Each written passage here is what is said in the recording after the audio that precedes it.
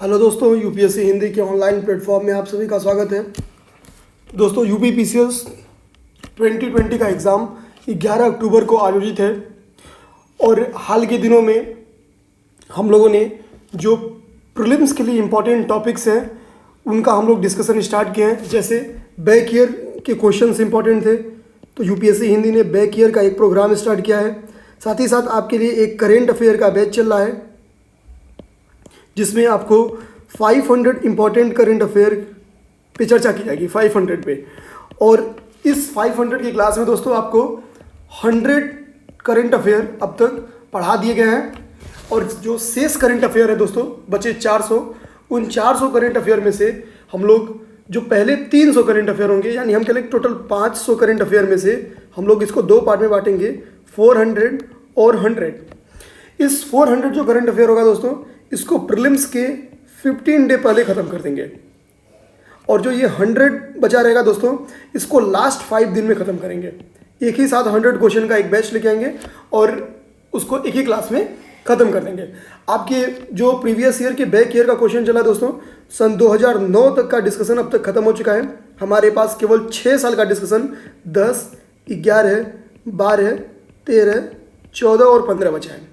ये डिस्कशन दोस्तों लास्ट यानी जो अगला हफ्ता है आपका, उस नेक्स्ट वीक में आपका पूरी तरह से इसको ख़त्म कर दिया जाएगा। यानी हम लोग कह लें तो नेक्स्ट वीक तक जो बैक ईयर का हमारा चर्चा था वो हमारा ख़त्म हो जाएगा। जो करेंट अफेयर का प्रोग्राम है नियर अबाउट, उसको भी हम लोग ख़त्म तो नहीं कहेंगे लेकिन मैक्सिमम उसका एरिया कवर हो जाएगा। और हम कह लें तो अगले 10 दिन में 400 करेंट अफेयर के टॉपिक, पूरे 16 सालों के जो है कि वो बैक ईयर क्वेश्चन, इतना यूपीएससी हिंदी डिस्कस कर चुकी है। दोस्तों, कई लोग के जनगणना के लिए मैसेज आ रहे थे और इसलिए हम लोगों ने सोचा कि जो जनगणना के कम से कम इंपॉर्टेंट टॉपिक है उनको डिस्कस कर दिया जाए। तो इसी के लिए हम लोगों ने आपसे वादा किया था कल की क्लास में कि जनगणना की क्लास आपके लिए लेके आई जाएगी और एक ही क्लास में जितने इंपॉर्टेंट टॉपिक होंगे उनको पूरा डिस्कस कर दिया जाएगा। तो दोस्तों, हम लोगों ने पूरा जो जनगणना का देखेंगे, हम जो 2011 की जनगणना है इसकी जितने भी टॉपिक हैं उन सारे इंपॉर्टेंट टॉपिक्स को हम लोग डिस्कस करेंगे। अब बात आती है दोस्तों कि जनगणना पढ़ना क्यों जरूरी है, क्योंकि पिछली साल अगर हम लोग सन 2019 की बात करें तो प्रीलिम्स में केवल और केवल यहाँ से एक क्वेश्चन आया था और ये क्वेश्चन बहुत आसान था। यानी इस क्वेश्चन को हैंडल करना बहुत ही आसान था। हम लोग कहने को जो फर्स्ट बार अटेम्प्ट किए होंगे, जिनकी तैयारी भी नहीं रहोगी, वो बच्चे भी उस क्वेश्चन को लगभग 90% उनमें से बच्चे हैंडल कर लेंगे। यानी हम लोग कह लें कि जो पिछली बार की जनगणना का एक क्वेश्चन था वो किसी ने गलत नहीं किया होगा। लेकिन दोस्तों, इस बार अगर जनगणना की बात करें तो बीईओ के क्वेश्चन में नियर अबाउट 3 क्वेश्चन जनगणना से आए हैं, 2 से 3 क्वेश्चन जनगणना के रहे हैं और ये जनगणना के क्वेश्चन जो थे वो थोड़े सोचने वाले थे। और हम लोग देखें तो ऐसे में अगर 3 क्वेश्चन इस बार भी आ गया और हमको पता है कि ये लगभग लास्ट ईयर है, लास्ट साल है जनगणना का, इसके बाद से शायद 2011 की जनगणना की विदाई हो, तो ऐसे में भी एक तो लास्ट है, दूसरे इस बार बीईओ का एग्जाम जो कि खुद आयोग, यूपी पीसीएस आयोग ही आयोजित कराती है और उसने इस बार बीईओ के एग्जाम में जनगणना के क्वेश्चन को दिया है। इसलिए जनगणना के टॉपिक को हल्के में ना लेते हुए हम लोग कम से कम जो इसके इंपॉर्टेंट हिस्से हैं उसको तो खत्म कर लेते हैं, ताकि अगर यहाँ से वो 2-3 क्वेश्चन, 1 क्वेश्चन, 2 क्वेश्चन जो भी देते हैं, दोस्तों मेरा मानना है कि इस बार कम से कम 2 क्वेश्चन जनगणना से आने वाले हैं। तो चूंकि हम लोग जनगणना के बैकग्राउंड से एकदम स्टार्ट करेंगे तो देखिएगा कि इस लेक्चर से एक पूरा हम लोग का विश्वास है कि नियर अबाउट 2 से 3 क्वेश्चन तो चलने ही वाले हैं और जितने भी क्वेश्चन चलेंगे दोस्तों वो तो बाहर नहीं जाएंगे। यानी अगर 2 के बजाय 3 के बजाय 5 क्वेश्चन आए, 6 क्वेश्चन आए, तो एक भी क्वेश्चन आपका बाहर नहीं जाएगा। इस पूरे लेक्चर से आपके सारे जनगणना के क्वेश्चन कवर हो जाएंगे। साथ ही साथ अगर कुछ कम भी क्वेश्चन आते हैं तो भी अगर 1-1.5 घंटे की क्लास में, 1 घंटे की क्लास में अगर आपको 2 क्वेश्चन आसानी से लग जाए तो इससे बेहतर क्या हो सकता है। तो चलिए दोस्तों स्टार्ट करते हैं। तो हम लोग देख लेते हैं सबसे पहले हम लोग क्या पढ़ेंगे। तो हम लोग कुछ जनगणना का बैकग्राउंड देखेंगे, जनसंख्या के बारे में थोड़ी सी जानकारी लेंगे, जन दर के बारे में पढ़ेंगे, लिंगानुपात पढ़ेंगे, साक्षरता पढ़ेंगे, जनघनत्व पढ़ेंगे, जो SC ST की पोजीशन है, कितनी पॉपुलेशन में, कहाँ पे पॉपुलेशन इनकी ज़्यादा है, कहाँ पे कम है, तो इन सब चीज़ों की जानकारी लेंगे। 8th हम लोग ग्रामीण और शहरी जनसंख्या का जो एक रेशियो है, जो एक तुलना है, उसको देख लेंगे। धर्माधारित जो जनगणना है उसके बारे में हम लोग देख लेंगे कि क्या उसकी स्थिति है, जो भी भारत में धर्म है वो कितने % है, किन जगहों पे उनकी मेजॉरिटी है, कहाँ पे वो कम है। यूपी की जनगणना को हम लोग स्पेशल एक पूरी पढ़ने के बाद से देख लेंगे। एक हम लोग आपको होमवर्क देंगे इस पूरे टॉपिक के बाद से, जिसको करने में आपको मैक्सिमम दोस्तों 15 से 20 मिनट लगेगा। और अगर जिसके पास इसका कंटेंट नहीं होगा उसको टेलीग्राम चैनल पे पीडीएफ के माध्यम से इसका कंटेंट उपलब्ध करा दिया जाएगा, ताकि आप लोग वहां से पढ़ लें। दोस्तों एक क्वेश्चन, बस एक टॉपिक इसका आपको वो भी पीडीएफ दिया जाएगा, एक होमवर्क के तौर पे दिया जाएगा, ताकि आप बधे रहें। तो चलिए दोस्तों, हम लोग सबसे पहले पहला टॉपिक स्टार्ट करेंगे और इसको पहले रफ कर देते हैं।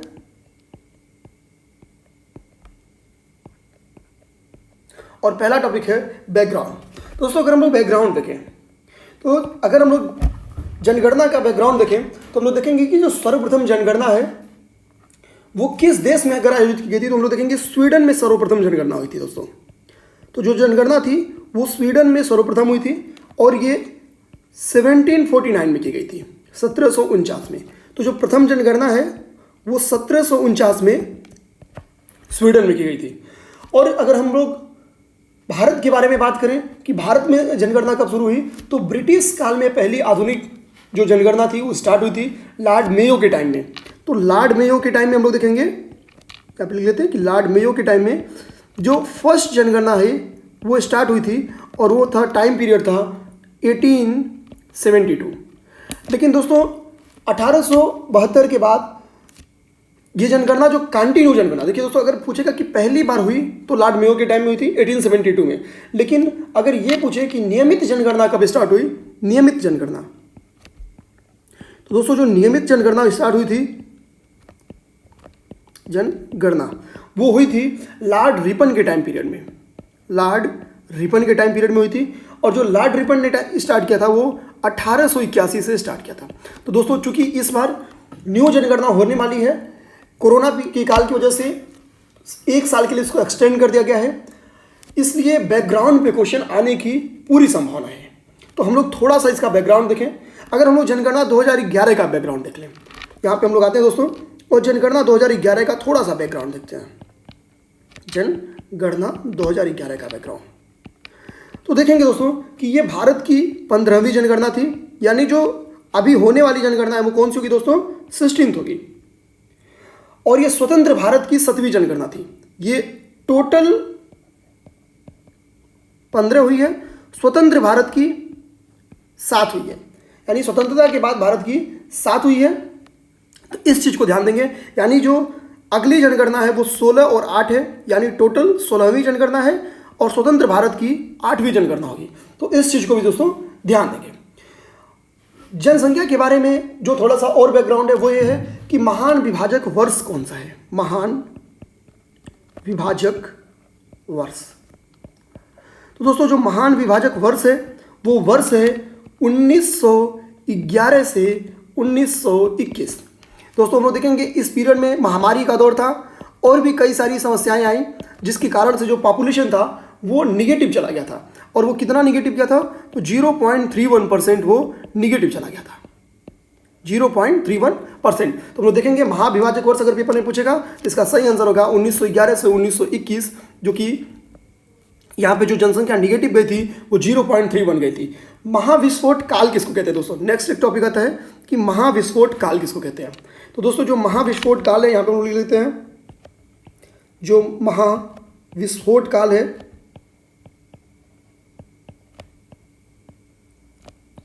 तो महाविस्फोट काल दोस्तों 1951 से 1981 के टाइम पीरियड का जो काल है उसको महाविस्फोट काल कहते हैं। यानी इस टाइम पीरियड में जो भारत की पॉपुलेशन थी वो काफ़ी तीव्र गति से, जो जनसंख्या थी वो काफ़ी तीव्र गति से वृद्धि की है। तो यहाँ पे हिंदी में लिख लेते हैं जनसंख्या, हिंदी माध्यम के हम लोग विद्यार्थी हैं तो सब चीज़ हिंदी में, जनसंख्या ज़्यादा बढ़ी। इसी कारण 1951 से 81 के टाइम पीरियड को हम लोग जो है कि महाविस्फोट काल के नाम से जानते हैं। जनगणना के बारे में हम लोग को पता है दोस्तों कि ये केंद्र सूची का विषय है। जो जनगणना है यह केंद्र सूची का विषय है। सबसे बड़ी बात तो यही होती है कि यह केंद्र सूची का विषय है, यानी इसके लिए जो लॉज हैं वो कौन बना सकती है, केवल केंद्र सरकार बना सकती है। जो आर्टिकल इससे संबंधित है वो आर्टिकल है 246, जो अनुच्छेद इससे संबंधित है दोस्तों वो अनुच्छेद है 246। तो इस तरह से हम लोग जो भारत की जनगणना का बैकग्राउंड है उसको हम लोग देख सकते हैं। अब दोस्तों हम लोग अगर अपना नेक्स्ट टॉपिक देखें तो ये जो नेक्स्ट टॉपिक हमारा है जनसंख्या, यानी थोड़ी सी हम लोग पॉपुलेशन के बारे में देखने की कोशिश करेंगे कि भारत की जनसंख्या का क्या हालचाल है। तो चलिए सेकेंड टॉपिक स्टार्ट करते हैं और हमारा सेकेंड टॉपिक है जनसंख्या। सेकेंड टॉपिक हमारा जनसंख्या। दोस्तों ये जो पीडीएफ है ये आपको दे दी जाएगी, हालांकि अपने कॉपी पर अगर आप नोट्स करेंगे तो साफ साफ आप नोट्स कर लेंगे, तो इसलिए ध्यान देंगे। तो जो हम लोग देखेंगे दोस्तों कि शीर्ष जनसंख्या है भारत में, वो किस राज्य में है और किस केंद्र शासित प्रदेश में है। तो देखिए दोस्तों जो शीर्ष जनसंख्या है भारत की,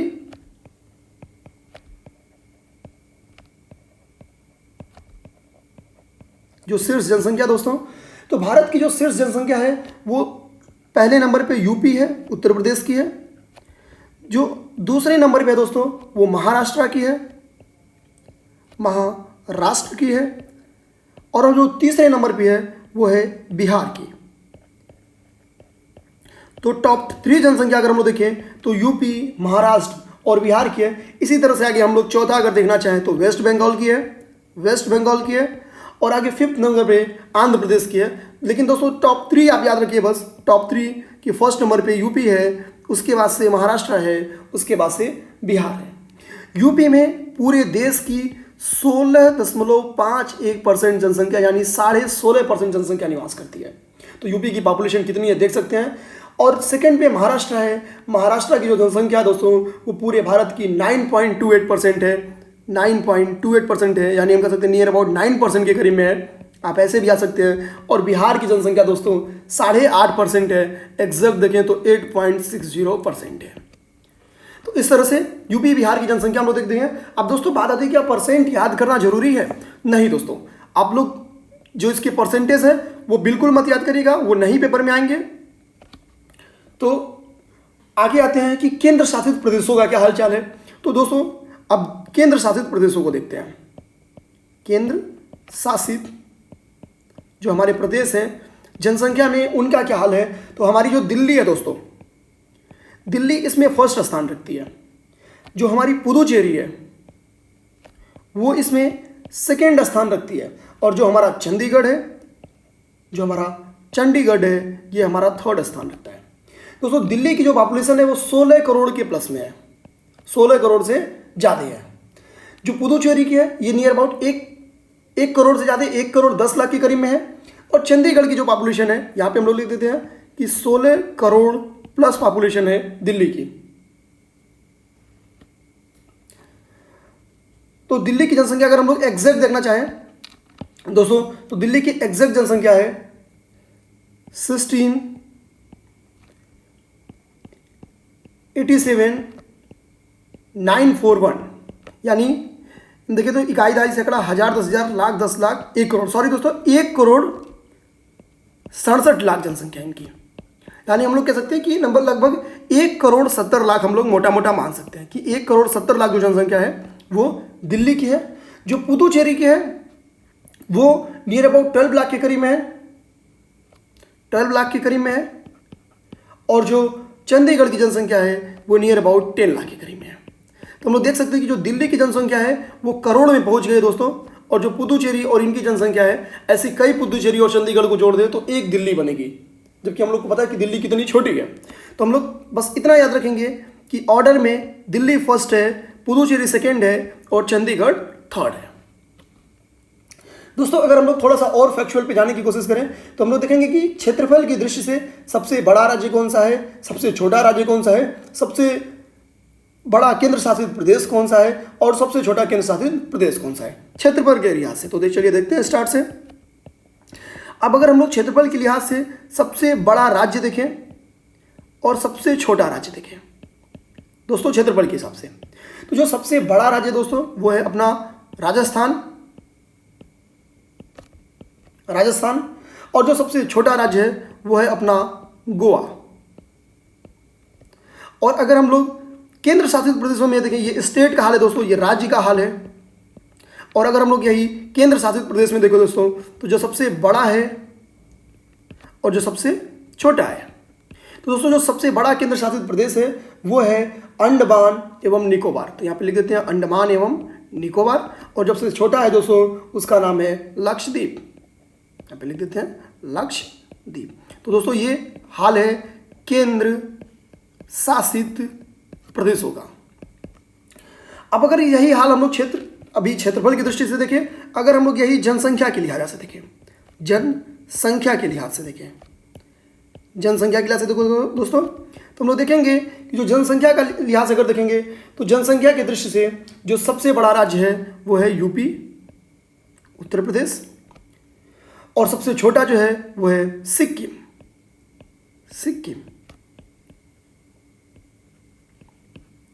तो जनसंख्या के लिहाज से सबसे बड़ा राज्य हो गया यूपी और सबसे छोटा राज्य हो गया सिक्किम, और ये है राज्य। अब हम लोग देखेंगे केंद्र शासित प्रदेश। तो दोस्तों अगर हम लोग इसी तरह से यहाँ पे हम लोग बी से बड़ा कर लेते हैं और सी से छोटा कर देते हैं। अब आते हैं हम लोग केंद्र शासित प्रदेशों की क्या हालचाल है उसको देखते हैं कि केंद्र शासित प्रदेशों में कौन बड़ा है और केंद्र शासित प्रदेश में कौन छोटा है। तो दोस्तों हम लोग देखेंगे कि जो केंद्र शासित प्रदेश है तो सबसे बड़ा पॉपुलेशन की लिहाजा से हम लोग ऊपर पढ़ चुके हैं, वो है दिल्ली। ये सबसे बड़ा है, और रफ कर लेते हैं। और सबसे छोटा अगर हम लोग देखें तो सबसे छोटा है लक्षद्वीप। यानी हम लोग देखें तो चाहे क्षेत्रफल की लिहाजा से ले या पॉपुलेशन की लिहाजा से ले, लक्षद्वीप दोनों में छोटा भाई है। तो हम लोग देखें केंद्र शासित प्रदेश की पॉपुलेशन की लिहाजा से ये स्टडी थी। तो दोस्तों अब तक हम लोगों ने क्या देखा, तो हम लोग अब तक बैकग्राउंड को देखें, महाविस्फोट काल किसे कहते हैं ये देखें, जनगणना के बारे में कुछ बेसिक्स देख लिए कि केंद्र सूची का विषय है, आर्टिकल 246 में इसको मेंशन किया गया है।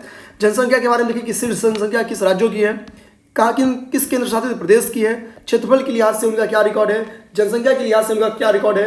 अब हम लोग अगले टॉपिक पे आएंगे दोस्तों, और हमारा तीसरा टॉपिक है जन दर। तीसरा टॉपिक हमारा दोस्तों जन दर। अब हम लोग आते हैं जन दर के बारे में पढ़ते हैं।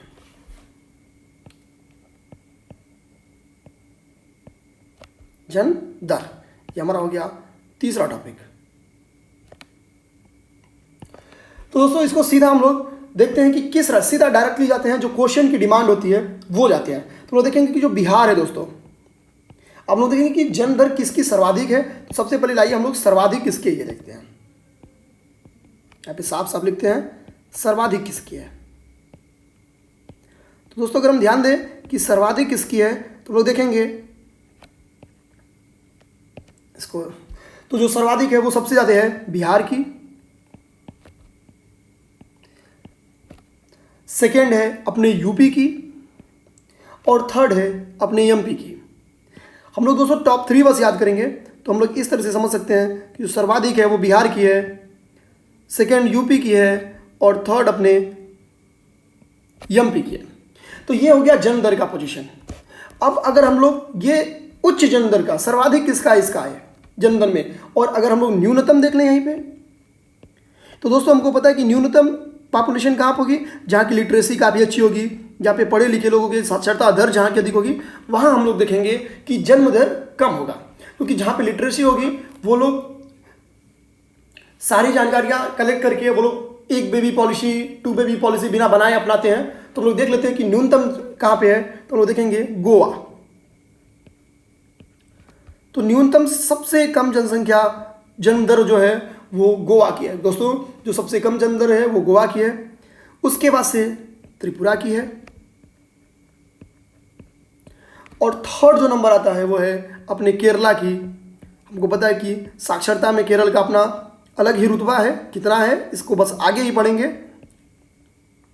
तो ये लोग हम लोग जन्म दर में टॉप 3 कौन है और जन्म दर में टॉप बॉटम वाले कौन है 3, इसको देख लिया। अब दोस्तों बात आती है कि कितने परसेंट इनका जन्म दर है ये देख लेने का, हालांकि ये इंपॉर्टेंट नहीं है, फिर भी हम लोग देख लेते हैं कि जो बिहार का जन्म दर है वो 27.6% है। तो आप लोग देख सकते हैं कि बिहार की पॉपुलेशन का क्यों इतना बढ़ रही है। यूपी हम लोग देखेंगे कि इसका 27.2% है। तो यूपी की पॉपुलेशन क्यों बढ़ रही है इतना ज़्यादा, आप समझ गए होंगे। और राजस्थान यानी तीसरा एमपी है, सॉरी दोस्तों, तो एमपी का हाल है 26.3%। यानी हम लोग कह लें तो बिहार यूपी एमपी के जन्म दर में कोई खास अंतर नहीं है। बस एक आध कहीं पे कम है और एक आध बच्चे कहीं पे जाते हैं। लेकिन अगर कम में देखें तो कम का भी वही हाल है कि गोवा की जो जन्म दर है वो केवल 13 है, त्रिपुरा की थोड़ी सी ज़्यादा है 13.7 है, और मणिपुर और केरला की अगली ज़्यादा है, इनसे एक ज़्यादा है 14.7। दोस्तों परसेंटेज के लिए आप बिल्कुल परेशान मत होंगे, परसेंट ना ही आपको याद हो पाएंगे ना ही आप याद करिएगा, क्योंकि आप कितना भी याद करेंगे ये याद होगा नहीं। एक आध कुछ जो इंपॉर्टेंट फैक्ट होते हैं परसेंटेज के, आप बस वही याद रखिएगा। आपको बहुत याद करने का मन करे तो आप यूपी याद कर लीजिए और आप बिहार याद कर लीजिए, इतना याद कर लीजिए बहुत है। हालांकि मेरा मानना है कि वो भी मत याद करिए। और इस तरह से हम लोग तीसरा देखेंगे कि तो हम लोग जन्म दर पढ़े। दोस्तों कुछ हम लोग यहीं से फैक्ट देख लेते हैं, कुछ और भी यहाँ से इंपॉर्टेंट चीज़ें जानने की कोशिश करते हैं। तो हम लोग देखेंगे कि जो 1951 में जो भारत की साक्षरता दर थी, तो हम देखेंगे जो साक्षरता दर थी भारत की, वो यहाँ पे लिख लेते हैं साक्षरता दर। तो देखेंगे जो भारत की साक्षरता दर थी कब, 1951 में, तो ये उस वक्त थी लगभग 18% के करीब में, लगभग 18% के करीब में। एग्जैक्ट देखना है तो 18.33% के करीब में थी, 18.33% के करीब में थी। लेकिन 2011 में अगर हम लोग देखें, 2011 में देखें तो भारत की 73% जनसंख्या, 73% जनसंख्या हमारी साक्षर थी। तो हम लोग कह सकते हैं कि जो भारत की जनसंख्या है आज़ादी के बाद साक्षर हुई है, कितनी साक्षर हुई है, बोलते 2 गुनी साक्षर हुई है, 3 गुनी साक्षर हुई है, 4 गुनी हुई है। तो हम लोग देखेंगे कि 4 टाइम, 4 गुनी से अधिक जनसंख्या हमारी, या हम लोग करेक्ट 4 ही टाइम बोले तो 4 टाइम जनसंख्या हमारी ज़्यादा साक्षर हुई है तुलनात्मक 1951 के। तो पेपर में ऐसे क्वेश्चन आ सकता है कि पिछले 6 दशकों में जो भारत की जनसंख्या है वो 4 गुना साक्षर हुई है। तो बिल्कुल सही दोस्तों, 4 गुना साक्षर हुई है। क्वेश्चन थोड़ा ऐसे ही घुमा के भी आ सकता है दोस्तों, तो इस चीज़ को ध्यान देंगे। जो विश्व जनसंख्या दिवस है दोस्तों, जो विश्व जनसंख्या दिवस है, विश्व जनसंख्या दिवस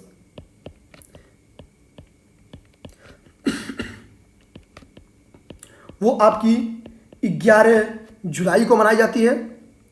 और जो भारत में विकलांग जनसंख्या है, भारत की विकलांग जनसंख्या है, विकलांग जनसंख्या है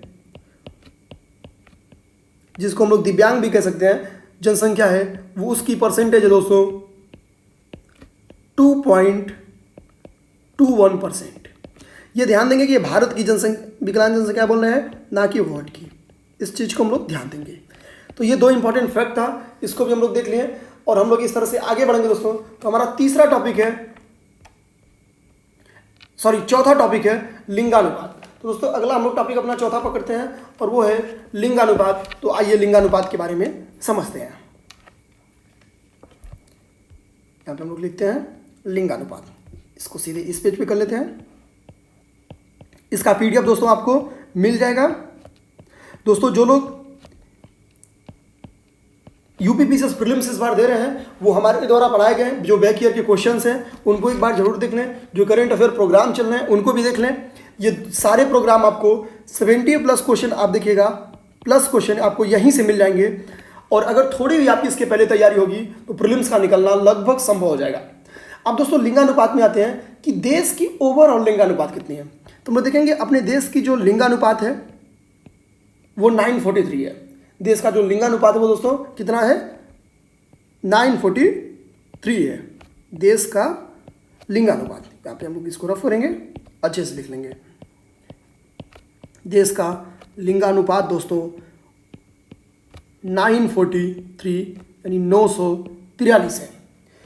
आगे हम लोग अगर फैक्ट देखने की कोशिश करें कि जो 0 से 6 ईयर के बच्चे हैं राष्ट्रीय स्तर पर उनका लिंगानुपात देखेंगे और भी कम है और वो 919 हो जाता है।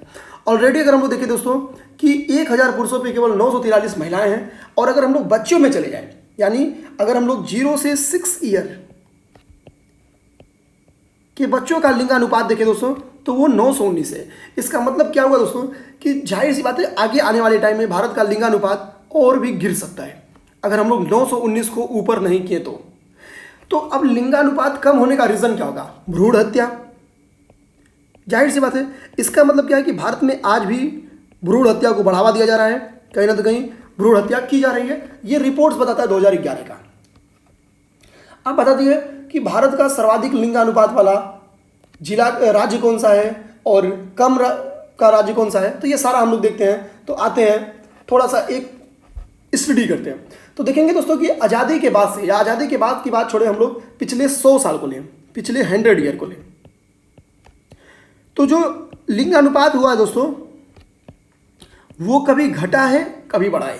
यानी हम कह सकते हैं कि ना ही कंटिन्यूटी के साथ घटा है ना ही कंटिन्यूटी के साथ बढ़ा है। जैसे अगर हम लोग एक डाटा के हिसाब से देखें तो 1901 की हमारी जो जनगणना थी वहाँ पे जो भारत का लिंगानुपात था वो 972 था। उसके बाद से हम लोग देखेंगे घट जाता है, 64 हो जाता है, फिर थोड़ा और घटता है, 50 होता है, 55 होता है और घटता है और धीरे धीरे घटता है, कभी बीच में बढ़ता भी हम लोग देखेंगे। तो ये घटने बढ़ने का सिलसिला चलता रहता है। लेकिन हम लोग अगर पूछे कि पिछले 100 सालों में हमारी जो लिंगानुपात थी वो कब अच्छी थी, तो हमारी लिंगानुपात 1901 में सर्वाधिक थी, यानी मैक्सिमम थी।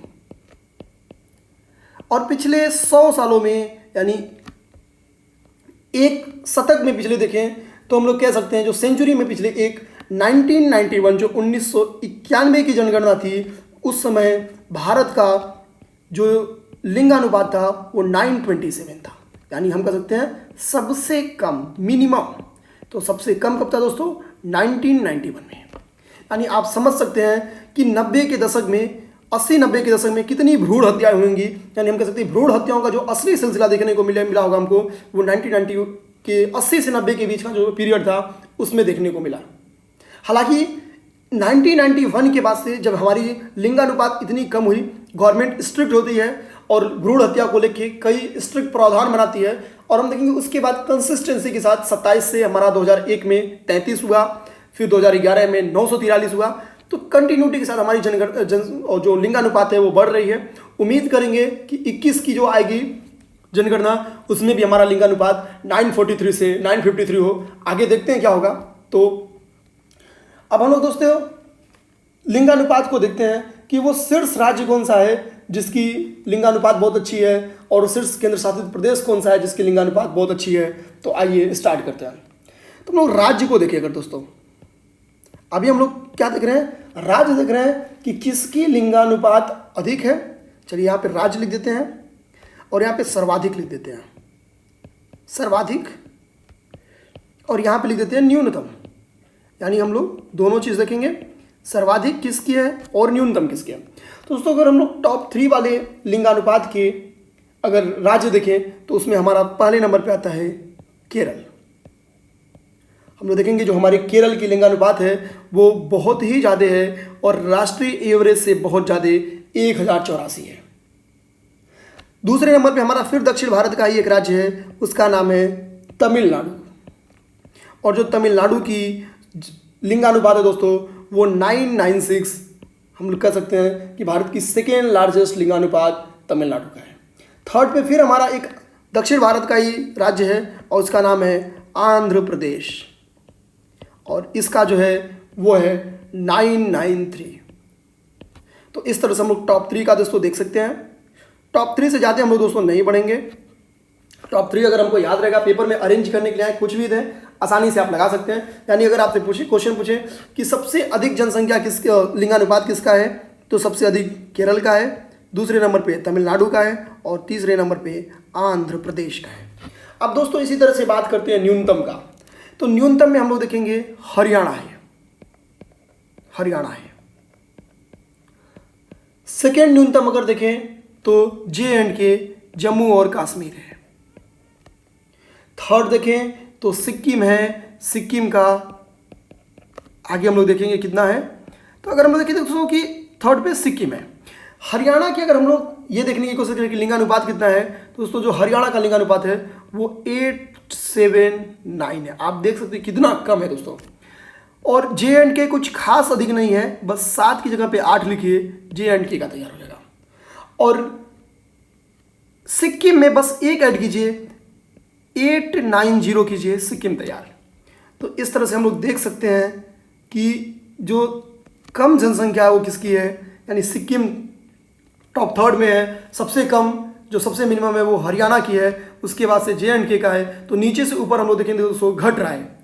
यहाँ पे हम जैसे जैसे ऊपर से नीचे आएंगे तो घट रहा है, और यहाँ से नीचे से ऊपर जाएंगे तो घट रहा है। तो इस तरह से हम लोग देख सकते हैं दोस्तों कि लिंगानुपात का एक स्टडी हम लोग देखें। अभी हम लोग राज्य का स्टडी देखें दोस्तों। अब हम लोग आगे थोड़ा सा एक केंद्र शासित प्रदेश का हाल देख लेते हैं कि केंद्र शासित प्रदेश में लिंगानुपात किसका सर्वाधिक है। तो दोस्तों अगर हम लोग केंद्र शासित प्रदेश का लिंगानुपात देखें, केंद्र शासित प्रदेश, तो दोस्तों जो केंद्र शासित प्रदेश है इसमें जो पुदुचेरी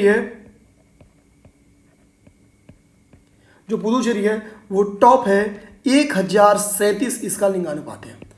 जो 1037 है वो पुदुचेरी का लिंगानुपात है। सेकंड पे अगर हम लोग देखें तो लक्षद्वीप है। सेकंड पे दोस्तों लक्षद्वीप है, और जो लक्षद्वीप का लिंगानुपात है वो है 947। और जो थर्ड है वो है अंडमान और निकोबार, और इसका है 876। यानी हम लोग देख सकते हैं कि नियर अबाउट अगर हम लोग पुदुचेरी को छोड़ दें तो केंद्र शासित प्रदेशों का भी हालचाल बहुत खराब ही है। और ये लिख लेते हैं टॉप पे पुदुचेरी, फिर लक्षद्वीप, फिर अंडमान निकोबार द्वीप समूह। अब दोस्तों हम लोग थोड़ा सा 0 से 6 की पीरियड का बीच का जो लिंगानुपात है उसको भी देख लेते हैं। यहाँ से भी चांस से आ जाए दोस्तों। केवल इसमें जो फर्स्ट है वो सब याद करेगा, बहुत ज़्यादा फैक्ट याद करने का काम नहीं है, क्योंकि हमको समझाना इसलिए टॉप थ्री हम लिखते जा रहे हैं। लेकिन आप जैसे केंद्र शासित प्रदेश में किसकी सर्वाधिक है तो पुदुचेरी का है। अगर पेपर में क्वेश्चन केंद्र शासित प्रदेश और राज्य मिला के भी आ जाए तो अभी देखिए आपकी जो केरल है वो फर्स्ट हो जाएगा, जो पुदुचेरी है वो सेकंड हो जाएगा, और जो तमिलनाडु है वो थर्ड हो जाएगा। तो थोड़ा सा क्वेश्चन अगर वो घुमाने की भी कोशिश करेंगे तो दोस्तों इससे ज़्यादा नहीं घुमाएंगे। तो इस चीज़ को अगर आप ध्यान देंगे आसानी से आप क्वेश्चन को हल करने में सक्षम हो जाएंगे। आगे आते हैं दोस्तों हम लोग जो 0 से 6 पीरियड वाला है, 0 से 6 का है, उसके लिंगानुपात को थोड़ा सा हम लोग देखने की कोशिश करते हैं। तो आइए दोस्तों देखते हैं कि जो राज्य का हाल है कहाँ पे शीर्ष है, कहाँ पे न्यूनतम है। तो हम लोग देखते हैं कि पहले हम लोग राज्यों का पढ़ेंगे, यहाँ पे लिख देते हैं। पहले हम लोग राज्यों का पढ़ रहे हैं, फिर हम लोग थोड़ा सा केंद्र शासित प्रदेश का पढ़ देंगे। राज्य में अभी हम लोग पढ़ेंगे किसका अधिकतम है, और उसके बाद से हम लोग पढ़ेंगे किसका न्यूनतम है। अब दोस्तों आते हैं अधिकतम की बात।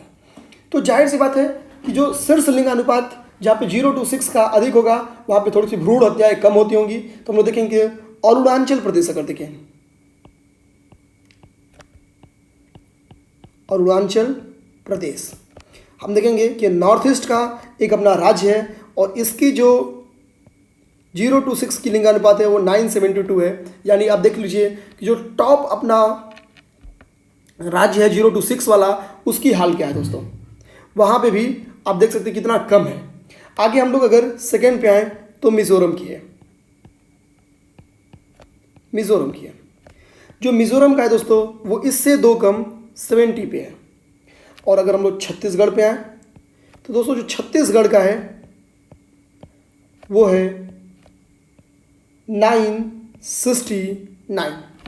अब बात आती है दोस्तों केरल कहाँ गया। यहाँ पे हम लोग तो देख रहे हैं कि जो केरल है भाई वो सर्वाधिक लिंगानुपात वाला है, 1084 है। यानी हम लोग देख रहे हैं कि केरला यहाँ पे 1084 है, और अभी जो आ रही है पीढ़ी वहाँ पे केरला का हाल 964 है।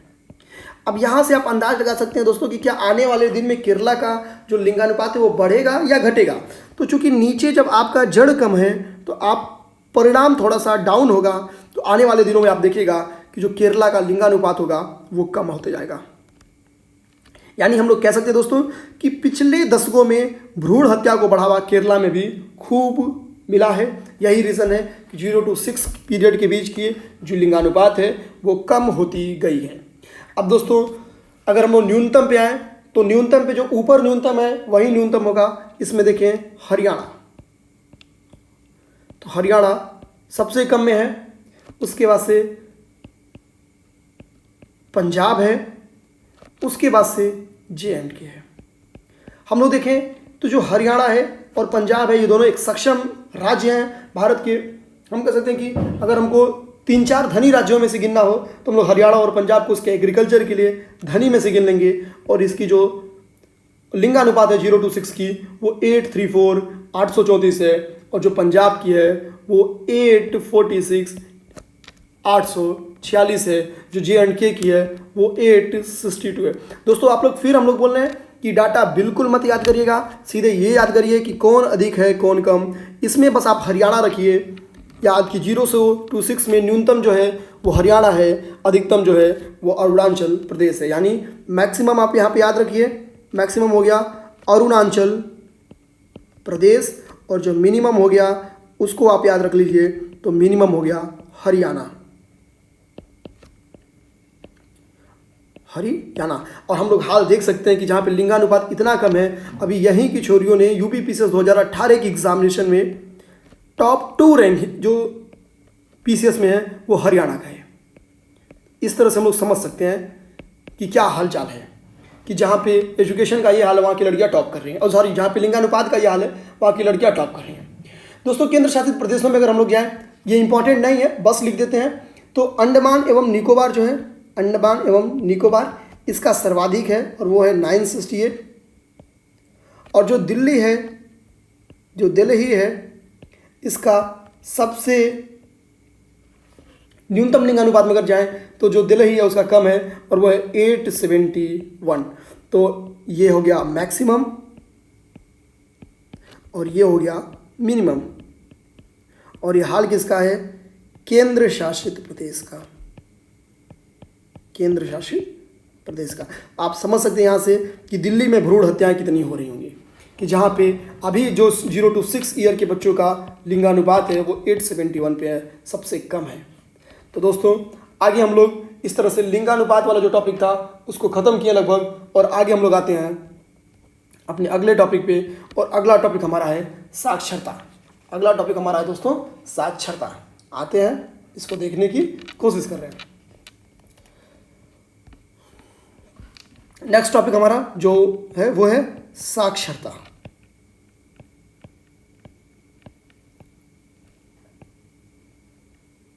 आइए दोस्तों देखिए, अगर हम लोग साक्षरता में देखें तो भारत की कुल साक्षरता इस वक्त, जो टोटल साक्षरता है भारत की इस वक्त, वो 73% की है, एग्जैक्ट 73% साक्षरता है। लेकिन इनमें जो पुरुष का रोल है वो काफ़ी ज़्यादा है। और पुरुष साक्षर भारत में कितने हैं? तो लगभग 81% पुरुष भारत में साक्षर हैं। लेकिन महिलाओं की स्थिति काफ़ी खराब है, क्योंकि भारत में पितृसत्तात्मक समाज होने के कारण महिलाएं कहीं ना कहीं एजुकेशन सिस्टम से कट जा रही हैं, और ये है 64.6%, यानी 65% भी नहीं है। तुलनात्मक हम लोग देख सकते हैं लगभग 15% कम है, लगभग 15% कम है। तो वुमन को एम्पावरमेंट करना कितनी जरूरी है आप देख सकते हैं यहाँ पे। अब आते हैं हम लोग की साक्षरता का राज्यवार और केंद्र शासित प्रदेशों के हिसाब से क्या पोजीशन है, इसको हम लोग स्टडी करेंगे। तो स्टडी का फिर हमारा तरीका दोस्तों वही रहेगा। तो हम देखेंगे कि जो साक्षरता का हाल है वो, जो स्त्री साक्षरता की हम लोग सबसे पहले बात करें तो जो न्यूनतम स्त्री साक्षरता है, इसमें 2 ही 3 फैक्ट आते हैं दोस्तों, वो लोग सीधा फैक्ट याद करते हैं। जो न्यूनतम स्त्री साक्षरता है वो है बिहार की, बिहार की है। और जो अधिकतम स्त्री साक्षरता है वो है केरला की। तो जो अधिकतम है, अधिकतम यहाँ पे साक्षरता लिख लेते हैं दोस्तों,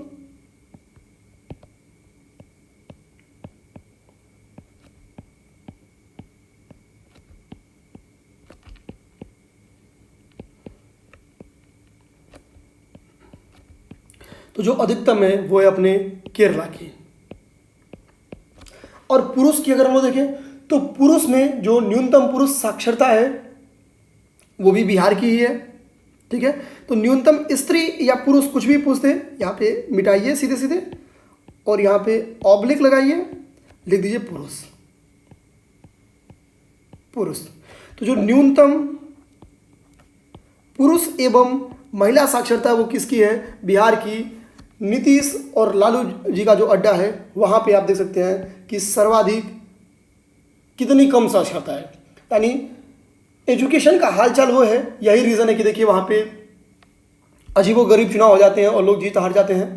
तो उस पर बात नहीं करते हैं। अधिकतम पे आते हैं कि अधिकतम कहाँ का है। तो अधिकतम स्त्री पुरुष साक्षरता जो है वो केरला की है। पुरुष भी सर्वाधिक केरला के ही साक्षर हैं और महिलाएं भी सर्वाधिक केरला की ही साक्षर हैं। अब आते हैं दोस्तों कि शीर्ष साक्षरता का राज्य कौन सा है, यानी अधिकतम साक्षरता किसकी है राज्यवार, और न्यूनतम साक्षरता राज्यवार किसकी है। तो दोस्तों अगर हम लोग अधिकतम में बात करें तो सबसे अधिक जो साक्षर है वो केरल है। केरल के बाद मिजोरम है और मिजोरम के बाद गोवा है। अगर हम लोग परसेंटेज देख लें, हालांकि आप परेशान मत होना, परसेंटेज आपको नहीं याद है, केवल टॉप वाले का याद कर लो, एक बहुत इंपॉर्टेंट क्योंकि है ये 94% है, 94% है। मिजोरम का 3% इससे कम है और 91%। गोवा का इससे कम है थोड़ा सा और 88.7%, लगभग 89% के करीब में गोवा का है। न्यूनतम में अगर आए दोस्तों तो जाहिर सी बात है जिसके पुरुष और महिला सबसे कम साक्षर वही ओवरऑल कम साक्षर। उसके बाद से अपना जो अगला है वो है अरुणाचल प्रदेश। तो बिहार के बाद से उस अगला जो सेकेंड लास्ट है वो है अरुणाचल प्रदेश। तो सीधे हम लोग लिखते हैं अरुणाचल को AR और प्रदेश को P से लिखते हैं क्योंकि स्पेस थोड़ा सा कम है दोस्तों। और तीसरा अपना वही राजस्थान, सचिन पायलट वाला। तो देखेंगे थर्ड राजस्थान। तो इस तरह से हम देखेंगे बिहार का कितना है, तो बिहार में कुल 61.8% लोग पढ़े लिखे हैं, साक्षर हैं। BPSC में क्वेश्चन बन के हमेशा आता रहता है। अरुणाचल प्रदेश में हम लोग देखेंगे तो लगभग 65.4 यानी 1% जो है, 2% 3% हम कह सकते हैं ज़्यादा पढ़े लिखे हैं यहाँ पे। 65 है यहाँ पे, तो हम कह सकते हैं कि 4% ओवरऑल ज़्यादा पढ़े लिखे हैं। और राजस्थान में यहाँ से आधा % पढ़े लिखे हैं ज़्यादा, 66.81%। ओवरऑल हम लोग दोस्तों याद नहीं करेंगे, परसेंटेज लिख दे रहे हैं ताकि ऑर्डर समझ में आए कि ज़बरदस्ती का तो हम बिहार को सबसे कम नहीं कर दिए। तो नहीं दोस्तों, आप देखिए रिकॉर्ड में बिहार का कम है, मजबूरन हमको बिहार का कम लिखना पड़ा, वरना बिहार का तो हम लोग सबसे ज़्यादा लिखते हैं। यूपी बिहार का तो जितना चाहे उतना अधिक लिख दें, लेकिन लिखा नहीं जा सकता है क्योंकि गलत हो जाएगा। और अब अगर हम लाएंगे कि शीर्ष पुरुष साक्षरता वाले राज्य कौन से हैं, उसको हम लोग पढ़ लिए हैं, वो केरला है। और शीर्ष स्त्री साक्षरता वाला केरला है। और जो पुरुष साक्षरता में न्यूनतम है वो बिहार है। और जो अधिकतम और न्यूनतम महिला में है वो बिहार में है। तो इसको हम लोग दोस्तों ऐसे लाइनिंग के हिसाब से कर लिया है और ये 2 शब्द में ख़त्म हो गया है।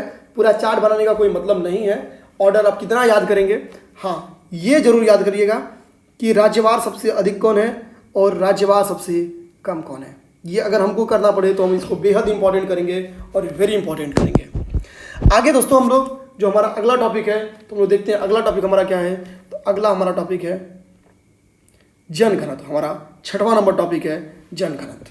आइए दोस्तों आते हैं आगे और ख़त्म करते हैं जनघनत्व। जनघनत्व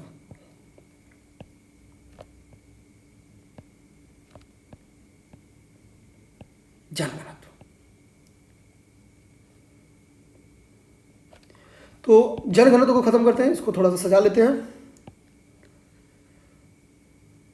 जनघनत्व दोस्तों अगर हम लोग जनघनत्व देखें तो जो भारत का ओवरऑल जनघनत्व है वो है 382। तो भारत का अगर जनघनत्व पूछे तो जो भारत का जनघनत्व है वो है 382। जो सर्वाधिक जनघनत्व है जहाँ पे किसी, तो वो है 1106। यानी हम लोग कह सकते हैं कि यहाँ पे 1106 व्यक्ति प्रति वर्ग किलोमीटर में है, प्रति वर्ग किलोमीटर में है। जबकि औसत दर्जा क्या है, तो औसत दर्जा है दोस्तों आप देख सकते हैं 382। तो देखिए औसत दर्जे से जो हमारा राष्ट्रीय औसत है उससे 3 गुना अधिक जनघनत्व है किसका, अपने बिहार का। तो अगर राज्य में हम लोग देखें तो बिहार का तो ये हाल है, बिहार का। आगे हम लोग राज्यवार स्टडी कर लेते हैं, एक एक पॉइंट लिखने से बेहतर है कि जो शीर्ष जनघनत्व के हैं, और यही इस बार BU का क्वेश्चन था, तो इसी के लिए इसको हम लोग देख लेंगे। शीर्ष जनघनत्व या अधिकतम जनघनत्व, अधिकतम वर्ड लिखते हैं तो अधिकतम लिखते हैं, यहाँ पे एक साइड लिखेंगे अधिकतम और दूसरे साइड लिखेंगे न्यूनतम। अब दोस्तों हम लोग आते हैं अधिकतम पे। तो हम लोग देखेंगे अधिकतम किसका है, तो बिहार का है। सेकेंड पे अगर देखेंगे अधिकतम में तो वेस्ट बंगाल का है, पश्चिम बंगाल का है। थर्ड अधिकतम देखें तो केरला है। यानी अधिकतम जो जन घनत्व है वो है पहला बिहार का, दूसरा वेस्ट बंगाल का, तीसरा केरला का, और हम देखें तो 1106 बिहार का है, 1028 वेस्ट बंगाल का है, और थर्ड पे अपना केरला है 860। फोर्थ इसलिए लिख लेते हैं दोस्तों कि चौथा अपने यूपी का है, तो इसको याद कर लेते हैं 829, 829 हमारा जनघनत्व है उत्तर प्रदेश का। अब इसके बाद से दोस्तों हम लोग आगे आएंगे, न्यूनतम किसका है, तो न्यूनतम में देखेंगे तो जो अपना अरुणाचल प्रदेश है, AR से अरुणाचल और P से प्रदेश, तो अरुणाचल प्रदेश का सबसे कम है और वो है 17, यानी 17 लोग होते हैं इसके पर वर्ग किलोमीटर में। सेकेंड हम लोग देखें तो मिजोरम का है, मिजोरम का 52 है, और थर्ड हम लोग देखें तो है सिक्किम का, और जो सिक्किम का है दोस्तों वो है 86। अब बात आती है दोस्तों कि जनगणना तो ज़्यादा और कम क्यों हो रहा, तो हम लोग देखेंगे जहाँ पे एग्रीकल्चर बहुत हाई होगी, जहाँ पे कम से कम जीने खाने की चीज़ बेसिक चीज़ है, लेकिन जो लाइफ सपोर्ट चीज़ है वो नहीं है। और जो कम होने का रीज़न क्या है कि जो टफ लाइफ है वो बहुत ज़्यादा, जैसे अरुणाचल प्रदेश देखें तो पहाड़ी एरिया है, काफ़ी टफ लाइफ है, जीवन जीना वहाँ पे काफ़ी मतलब डेंजर है। ऊपर से वहाँ पे बॉर्डर एरिया वो है, तो चाइना का अपना हेन तेन तो चलता ही रहता है, अभी देखिए बॉर्डर डिस्प्यूट चल ही रहा है। तो अरुणाचल प्रदेश का तो ये हाल है। तो हम लोग देखेंगे कि जहाँ पे थोड़ा सा जीने खाने की व्यवस्था है वहाँ पे हम लोग देखेंगे कि जो अपना जनघनत्व है वो बढ़ जाएगा। जाहिर सी बात है जनघनत्व का इन द सेंस अगर थोड़ा सा शॉर्ट में समझें तो समझिए ये एक एरिया है और ये एक एरिया है। ये एक एरिया ऐसा है जो बहुत टफ लाइफ है, जहाँ पे पर्वतों का एरिया है, पहाड़ों का एरिया है, और भी कई सारी समस्याएं यहाँ पे मौजूद हैं, बॉर्डर डिस्प्यूट है। तो यहाँ पे देखेंगे चैलेंज इतना है कि बस 2-4 लोग हो गए, काम चल गया। लेकिन यहाँ पे एग्रीकल्चर है, कृषि आधारित जीवन व्यवस्था है। अगर ज़्यादा से ज़्यादा लोग रहेंगे तो खेती में ज़्यादा काम करेंगे तो प्रोडक्शन ज़्यादा होगा, ऐसा होता है। और सबसे बड़ी बात है कि यहाँ पे जो है कि इंटरटेनमेंट की कोई साधन नहीं है, तो ये भी एक रीज़न है कि यहाँ पे ऐसी जगहों पे जनघनत्व तो ज़्यादा होने का। आगे आते हैं सीधे सीधे हम लोग और अगले टॉपिक को देखते हैं। तो अगला टॉपिक हमारा क्या है, तो इसको हम लोग यहाँ पे आके देखते हैं। तो दोस्तों हमारा अगला टॉपिक है SC और ST। SC और ST का मतलब अनुसूचित जाति और अनुसूचित जनजाति। तो हम लोग देखेंगे कि राज्यवार अनुसूचित जाति और अनुसूचित जनजाति का क्या हालचाल है। तो आइए दोस्तों स्टार्ट करते हैं अनुसूचित जाति और अनुसूचित जनजाति। तो सबसे पहले हम लोग देखेंगे अनुसूचित जाति। अनुसूचित जाति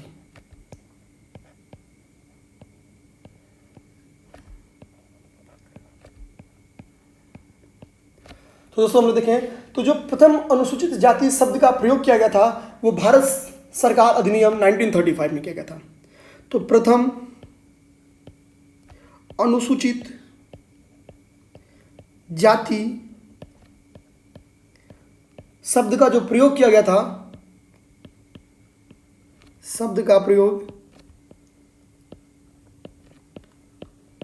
जो भारत सरकार अधिनियम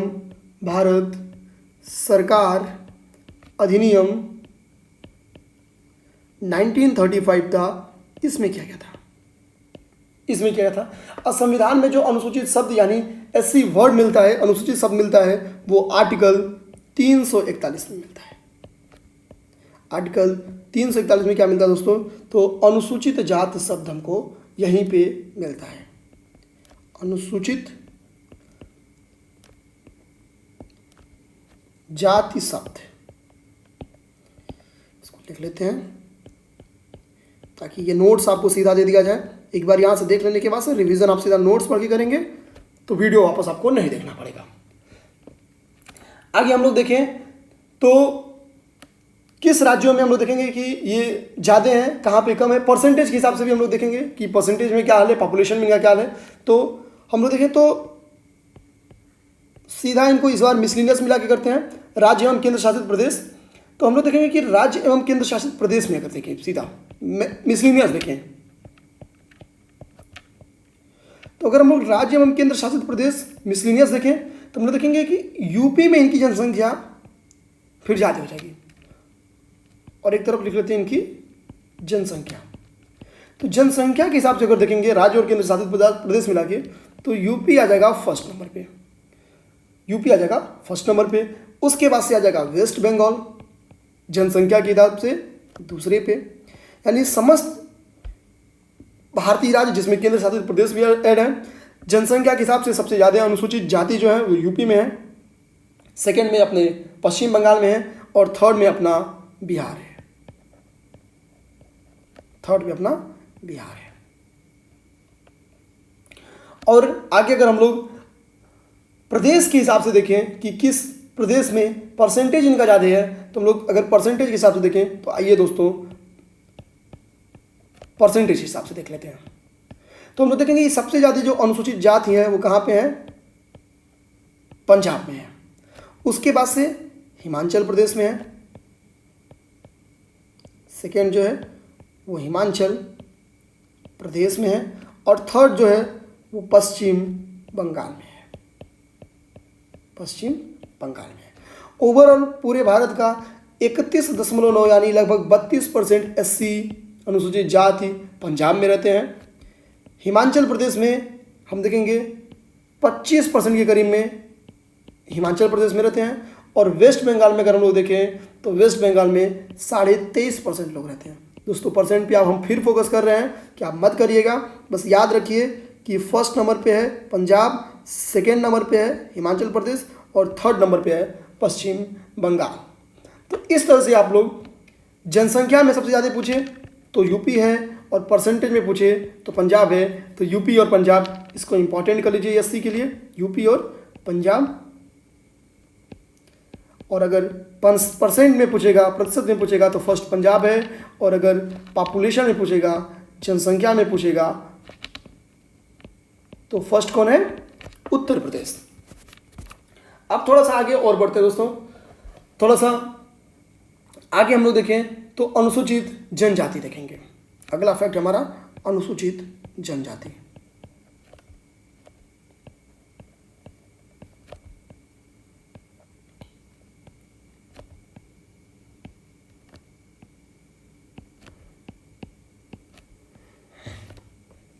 अनुसूचित जनजाति में अगर हम लोग देखें तो हम लोग देखेंगे कि समस्त जो अनुसूचित जनजाति है भारत में वो 8.6% के करीब में है।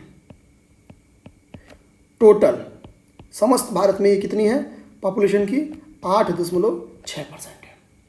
अब हम लोग बिना समय गंवाए सीधा देखेंगे कि सर्वाधिक अनुसूचित जनजाति कहाँ पे है। तो हम लोग देखेंगे कि जो अधिकतम अनुसूचित जनजाति हैं वो है मध्य प्रदेश में, मध्य प्रदेश में फर्स्ट है। उसके बाद से महाराष्ट्र में है। दोस्तों हम जनसंख्या के हिसाब से देख रहे हैं अभी, उसके बाद से महाराष्ट्र में है, और तीसरा उड़ीसा में है, उड़ीसा में है। ये हम लोग नीचे आएंगे तो घटेगा, और हम लोग क्या, जनसंख्या, जनसंख्या किसकी जनसंख्या दोस्तों, तो एसटी की जनसंख्या सबसे ज़्यादा मध्य प्रदेश में है, फिर महाराष्ट्र में है, फिर उड़ीसा में है। ये चीज़ हम लोग ध्यान देंगे कि जो अधिकतम इसका मतलब हो गया वो महाराष्ट्र मध्य प्रदेश में होगा, फिर महाराष्ट्र, फिर उड़ीसा। और अब आते हैं परसेंटेज की बात करते हैं। अभी जनसंख्या के हिसाब से था, अब हम लोग प्रतिशत के हिसाब से देखेंगे। तो एक तरफ राज्य लिखते हैं और दूसरी तरफ परसेंटेज लिखते हैं, और हम लोग एससी को देख रहे हैं, सॉरी एसटी को, अनुसूचित जनजाति को, ये चीज़ नहीं बोलेंगे। तो देखिए राज्य में तो लक्षद्वीप, दोस्तों हम लोग राज्य के साथ केंद्र शासित प्रदेश में यहाँ पे शामिल क्यों हैं, इस चीज़ को आप बिल्कुल मत भूलिएगा। केंद्र शासित प्रदेश भी यहीं पे शामिल है, इसमें भी राज्य और केंद्र शासित प्रदेश शामिल है दोस्तों, राज्य और केंद्र शासित प्रदेश। इस चीज़ को ध्यान दीजिएगा। तो जो लक्षद्वीप है, आते हैं सीधा लक्षद्वीप। तो लक्षद्वीप में जो अनुसूचित जनजाति का परसेंटेज है वो आप देख सकते हैं 94.8%, यानी लगभग 95% इनकी जनसंख्या क्या है, एसटी है। सेकंड पे आते हैं मिजोरम। तो मिजोरम में इसका है 94.4%, यानी 95% के करीब में मिजोरम में है। और अगला आते हैं नागालैंड। तो दोस्तों हम लोग नागालैंड में देखेंगे तो ये लगभग 87% हम लोग कह सकते हैं कि नागालैंड में है। क्या, एसटी हैं, अनुसूचित जनजाति हैं। तो यहाँ पे फर्स्ट हो गया लक्षद्वीप, सेकंड हो गया मिजोरम और थर्ड हो गया नागालैंड। यानी हम लोग दोस्तों देखें तो यहाँ पे लिख लेते हैं एमपी यानी मध्य प्रदेश, और यहाँ पे लिख देते हैं लक्षद्वीप। लक्षद्वीप, तो लक्षद्वीप में परसेंटेज के हिसाब से मैक्सिमम है, और एमपी में पॉपुलेशन के हिसाब से क्या है, मैक्सिमम है। इस चीज़ को ध्यान देंगे। तो अब इस तरह से हमारा अनुसूचित जाति और अनुसूचित जनजाति लगभग खत्म होता है। और अगला हमारा टॉपिक है, तो हम लोग देखते हैं हमारा अगला टॉपिक है ग्रामीण और शहरी जनसंख्या। दोस्तों हमारा अगला टॉपिक है ग्रामीण और शहरी जनसंख्या। 2011 में इनकी क्या स्थिति थी, इसको हम लोग चर्चा करेंगे। तो आइए दोस्तों देखते हैं ग्रामीण एवं शहरी जनसंख्या को।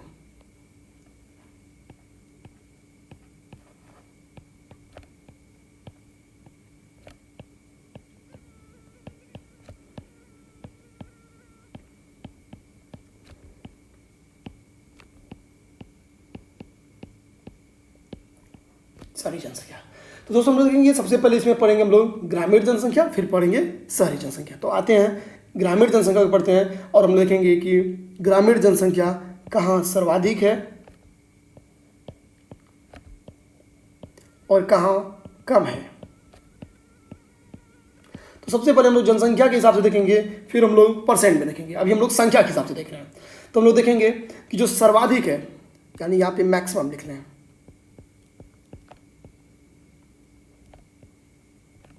और यहाँ पे मिनिमम लिख लें, कम है।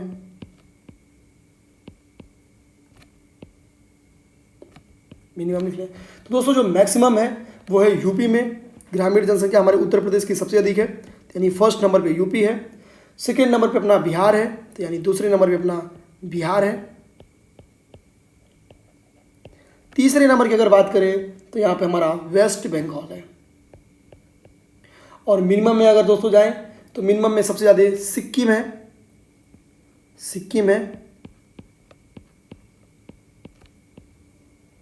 सिक्किम है। दूसरे पे अगर हम लोग जाएं तो मिजोरम है। और तीसरे पे अगर हम लोग जाएं तो गोवा है। तो अगर हम लोग देखें तो सर्वाधिक कहाँ पे है ग्रामीण जनसंख्या, तो यूपी में है। और सबसे कम कहाँ पे है, तो सिक्किम में है। यानी इंपॉर्टेंट अगर हम लोग तलाशें यहाँ पे, तो यहाँ पे यूपी और सिक्किम ग्रामीण जनसंख्या में, ये इंपॉर्टेंट हो गया। अब दोस्तों हम लोग प्रतिशत में आते हैं, परसेंटेज में क्या हाल है उसको देखने की कोशिश करेंगे। तो दोस्तों अगर हम लोग परसेंटेज में देखें तो परसेंटेज में हम लोग देखेंगे कि जो हिमाचल प्रदेश है, हिमाचल प्रदेश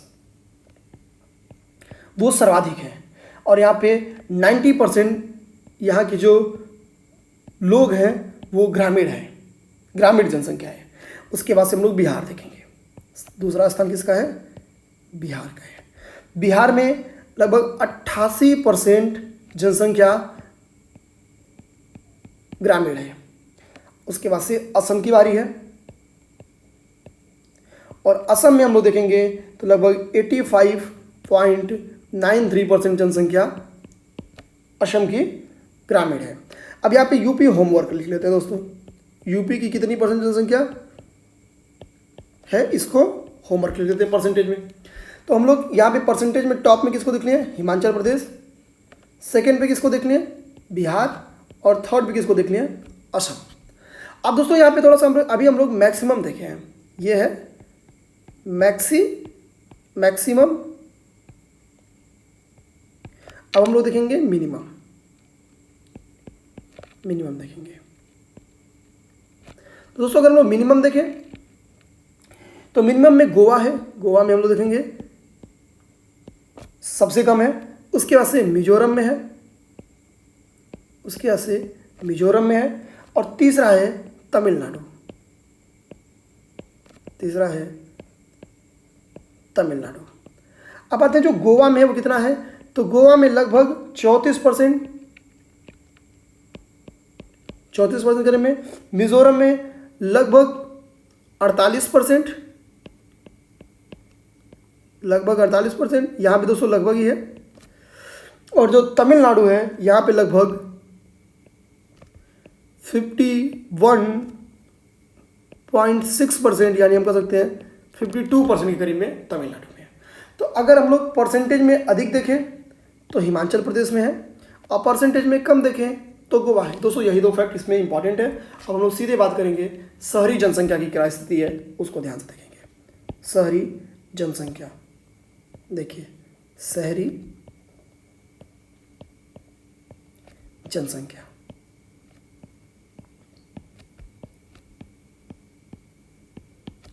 आइए दोस्तों इसको देखते हैं।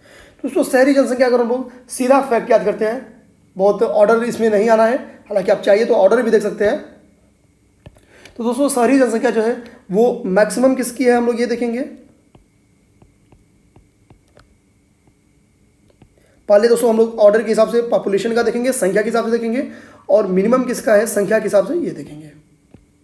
फिर हम लोग परसेंटेज के हिसाब से देखेंगे। तो दोस्तों जो मैक्सिमम है वो है महाराष्ट्र की, सेकेंड देखें तो यूपी की है, और थर्ड देखें तो तमिलनाडु की है।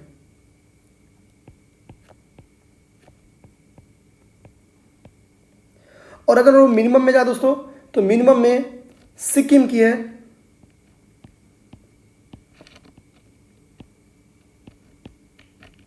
सिक्किम से दोस्तों कौन कौन सा कॉन्स्टिट्यूशनल अमेंडमेंट जुड़ा है ये होमवर्क कर लेते हैं। उसके बाद से अरुणाचल प्रदेश की है, उसके बाद से नागालैंड की है, नागालैंड की है। तो अगर पूछे कि कहाँ पे मैक्सिमम है शहरी जनसंख्या तो महाराष्ट्र में है, और कहाँ मिनिमम है तो सिक्किम में है। सिक्किम में जो शहरी जनसंख्या है वो मिनिमम है, इसका मतलब सिक्किम में डेवलपमेंट वगैरह क्या हुआ है दोस्तों, कम हुआ है। अब आते हैं बात करते हैं जनसंख्या का प्रतिशत में, प्रतिशत में बात करते हैं दोस्तों। तो अगर हम लोग परसेंट में देखें तो परसेंट को यहाँ पे सीधा अगले पेज पे लिखते हैं, और इसको रफ करेंगे और आएंगे अगले पेज पे।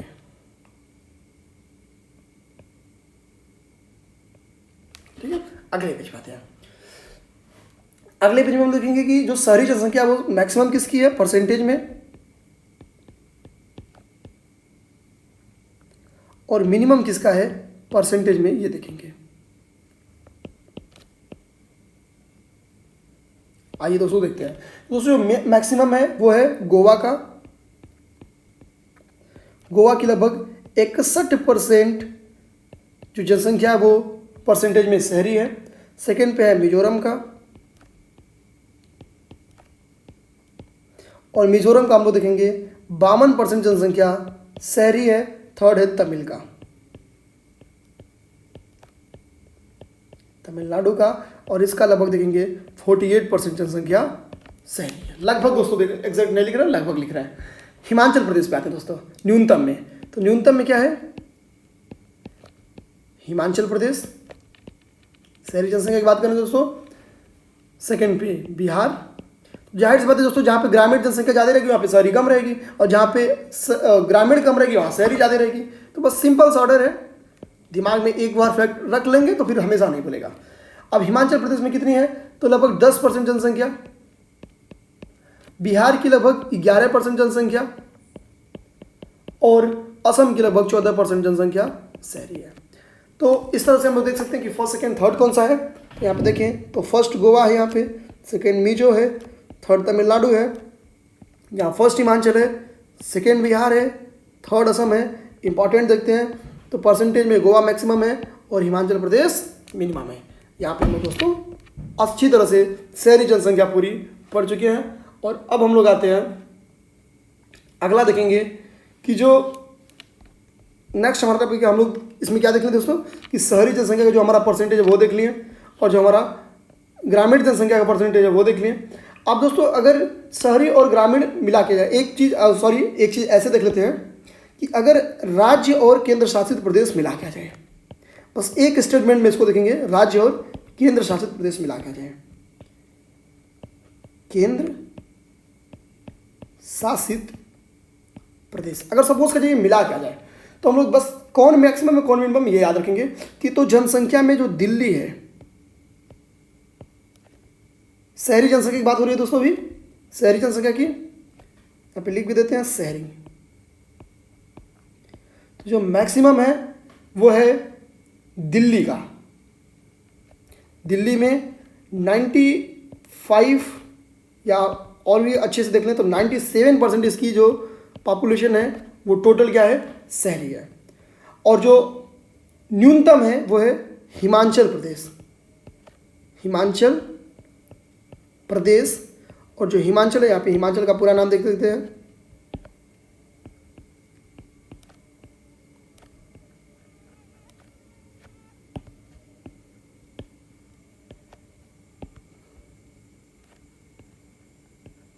ठीक है। तो दोस्तों जो हिमाचल प्रदेश है उसका है 10%। तो इस तरह से हम देख सकते हैं ओवरऑल मिला के सबसे अधिक दोनों का मिला के करा है दोस्तों। देखिए यहाँ पे केंद्र और राज्य मिला के हम लोग बोल रहे हैं। और अगर इसी तरह से ये तो परसेंटेज में हम लोग देख लें, और अगर हम लोग जनसंख्या में देखते हैं यानी संख्या के हिसाब से देखें, संख्या के हिसाब से देखें तो संख्या के हिसाब से जो सर्वाधिक है वो आपका महाराष्ट्र है। महाराष्ट्र आपका संख्या के हिसाब से दोनों का मिला भी लेंगे तो अधिक है। और जो मिनिमम है वो आपका लक्षद्वीप है, लक्षद्वीप है, ये आपका मिनिमम है। इस तरह से हम लोग शहरी जो केंद्र और राज्य का मिला के डाटा था हम लोग उसको तैयार किए हैं। तो हम लोग ध्यान से देख लेंगे दोस्तों, हम लोग इस तरह से आसानी से अपना काम नियर अबाउट जनसंख्या वाला जो था वो तो निकाल ही लिए हैं। और अब हम लोग अपना अगले टॉपिक पे चलते हैं। तो हमारा अगला टॉपिक है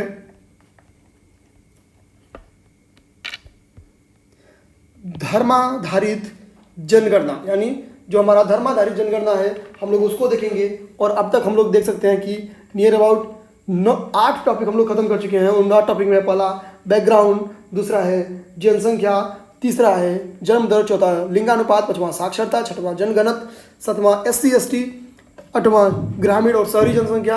अब 9वां टॉपिक आते हैं और वो है हमारा धर्माधारित जनसंख्या। आइए दोस्तों स्टार्ट करते हैं यहाँ से। और अगला हमारा टॉपिक है धर्माधारित जनसंख्या।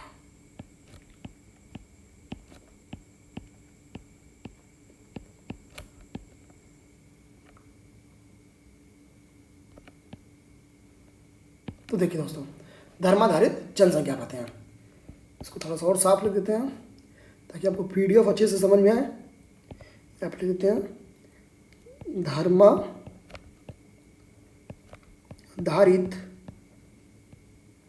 जनसंख्या।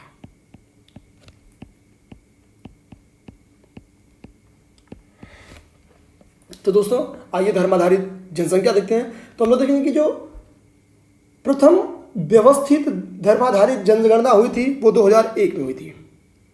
प्रथम व्यवस्थित धर्माधारित जनसंख्या, धर्माधारित जनगणना 2001 में हुई थी, सन 2001 में हुई थी। और द्वितीय धर्माधारित जो जनगणना थी वो 2011 में थी। और जो सेकेंड थी वो कब हुई थी दोस्तों, 2011 में। मतलब हम कह सकते हैं कि जो धर्माधारित जनसंख्या की स्टार्ट हुई है वो 2001 से स्टार्ट हुई है होना, इसके पहले नहीं होती थी। अब आते दोस्तों सबसे पहले हम लोग हिंदू की बात करते हैं। जो हिंदू धर्मावलंबी है वो कहाँ पे मैक्सिमम है, कहाँ पे मिनिमम है। तो सीधी पहली बात करते हैं हिंदू।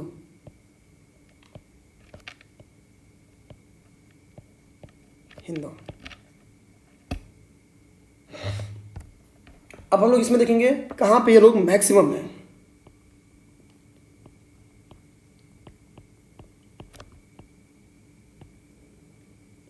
और कहाँ पे हिंदू मिनिमम है यानी कम है, न्यूनतम है।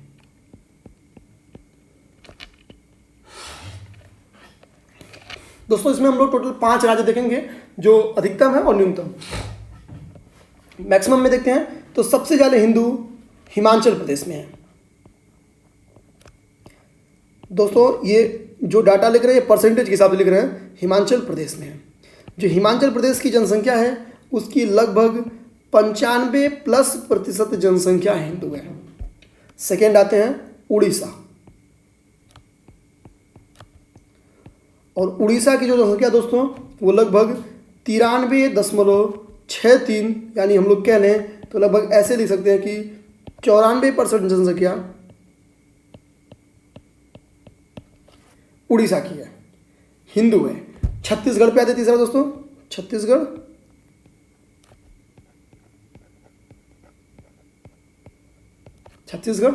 और छत्तीसगढ़ की लगभग 93% जनसंख्या यानी एग्जैक्ट जो है वो है 93.25%।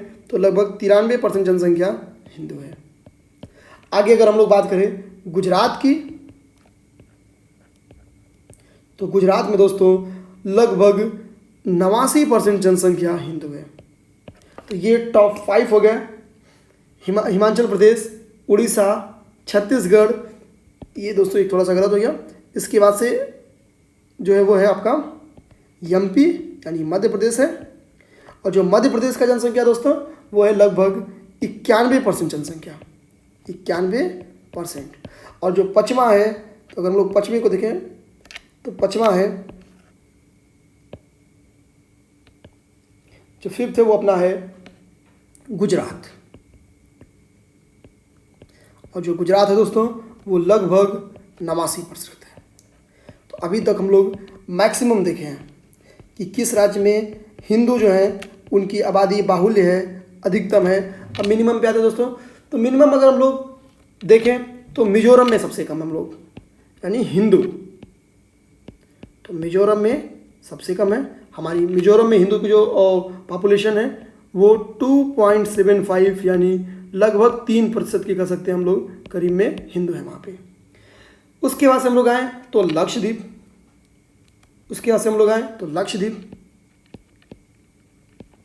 लक्षद्वीप में भी लगभग इतने ही हिंदू हैं, थोड़ा सा दशमलव में अंतर है 2.77% यानी हम लोग कह सकते हैं 3% से कम यहाँ भी है। अगला नंबर है नागालैंड। दोस्तों जो नागालैंड है तो नागालैंड में हम लोग देखेंगे लगभग 9% के करीब में यानी 8575 लगभग 9% हम लोग कह सकते हैं नागालैंड में है। उसके बाद से J&K में है। J&K में हम लोग देखेंगे लगभग 29% J&K में है। J&K में का ये डाटा कम होने के पीछे एक और भी रीज़न है, वहाँ पे जो कश्मीरी पंडितों को निकाल दिया गया उसका भी एक रीज़न है। तो हम लोग देख लेंगे। अभी हाल ही में कश्मीरी पंडितों को वहाँ पे फिर से शिफ्ट करने की बात बोली जा रही है। अगर ये हो जाते तो देखिएगा डाटा जो होगा वो चेंज होगा। और डाटा अब J&K का तो वैसे भी एक साथ नहीं आएगा, तो डाटा तो वैसे ही चेंज होना है। तो हम लोग देखेंगे कि अगर टॉप सबसे ज़्यादा कहाँ पे है तो 3 याद कर जाइए, हिमाचल प्रदेश, उड़ीसा, छत्तीसगढ़। कम कहाँ पे है तो मिजो, लक्षद्वीप और नागालैंड। आगे आते हैं हम लोग दोस्तों कि जो हिंदू जनसंख्या है वो केंद्र शासित प्रदेशों का उसमें क्या हाल है। तो हम लोग देखेंगे सर्वाधिक जो हिंदू जनसंख्या है वो दादर एवं नागर हवेली में। अगर केंद्र शासित प्रदेश भी पूछते तो दादर एवं नागर हवेली में। अगर केंद्र शासित प्रदेश पूछेगा दोस्तों तो उसमें लगभग 94% हमारी जो पॉपुलेशन है वो हिंदू है। और दमन द्वीप का अगर हाल देखें, दमन द्वीप का, तो यहाँ पे लगभग 90% जो हमारी पॉपुलेशन है वो हिंदू है। और दिल्ली का हाल देखें, दिल्ली का, तो दिल्ली में लगभग 82% जो अपनी पॉपुलेशन है वो हिंदू है। तो तो हम लोग देखेंगे कि हिंदू जनसंख्या भी हम लोग देख रहे हैं दोस्तों केंद्र शासित प्रदेश में। तो हम लोग इस तरह से कह सकते हैं कि केंद्र शासित प्रदेश में कौन सा है जिसमें सर्वाधिक है हिंदू जनसंख्या, तो यह दादर एवं नागर हवेली। अब अगला हमारा टॉपिक है दोस्तों मुस्लिम।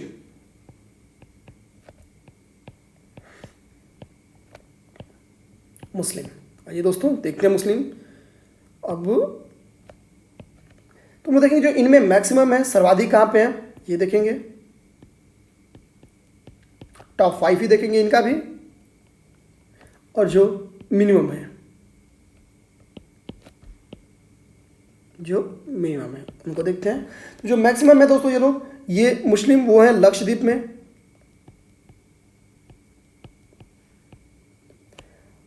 सेकेंड पे है JNK जम्मू कश्मीर में, थर्ड पे है असम में, फोर्थ पे है वेस्ट बंगाल में, और फिफ्थ पे है केरला। तो ये है ऑर्डर। लक्षद्वीप में हम लोग देखेंगे जो मुस्लिम है वो लगभग 97% मुस्लिम है। JNK में अगर हम लोग देखें तो लगभग 68% वहाँ पे मुस्लिम आबादी है। असम में हम लोग देखेंगे तो लगभग 34% मुस्लिम आबादी है। वेस्ट बंगाल में अगर हम देखेंगे तो लगभग 27% मुस्लिम आबादी है। केरला में अगर हम लोग देखेंगे तो लगभग 26.5% मुस्लिम आबादी है। तो मिनिमम में अगर हम लोग जाएंगे तो मिनिमम इनके पास मिजोरम है, सिक्किम है, उसके बाद और सिक्किम के बाद पंजाब है। अगर हम लोग मिजोरम में देखें तो ये लगभग 1.35% के करीब में है।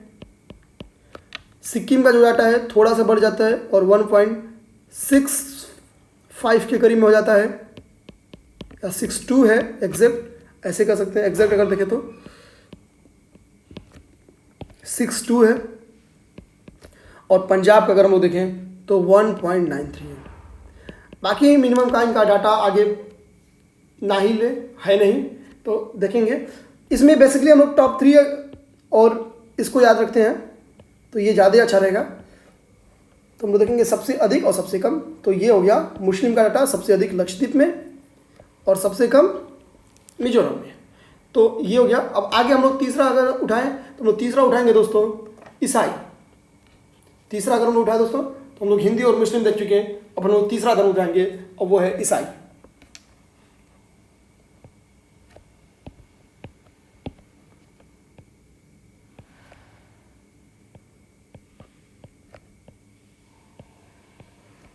तीसरा है ईसाई। ईसाई देखें तो टॉप 3 देखेंगे, इसमें नागालैंड में बहुत ज़्यादा हैं। नागालैंड में फर्स्ट में सर्वाधिक में, अभी हम लोग मैक्सिमम देख रहे हैं MAX यानी मैक्सिमम। नागालैंड के बाद से ये मिजोरम में है,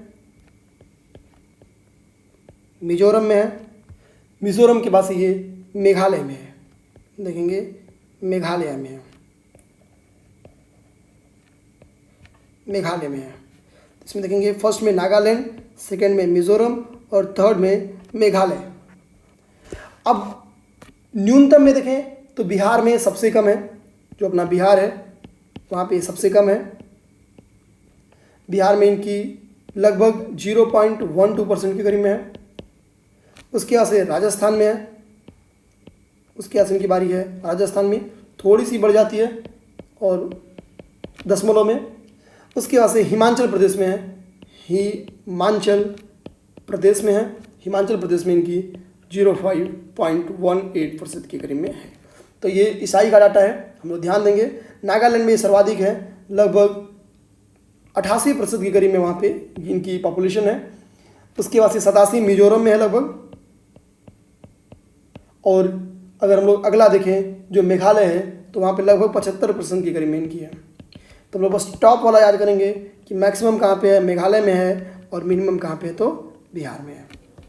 आगे हम लोग आएंगे तो वो है जैन। आगे हम लोग आएंगे तो वो है जैन। जैन में अगर हम लोग देखें दोस्तों तो देखेंगे कि जो महाराष्ट्र है वहाँ पे इनकी पॉपुलेशन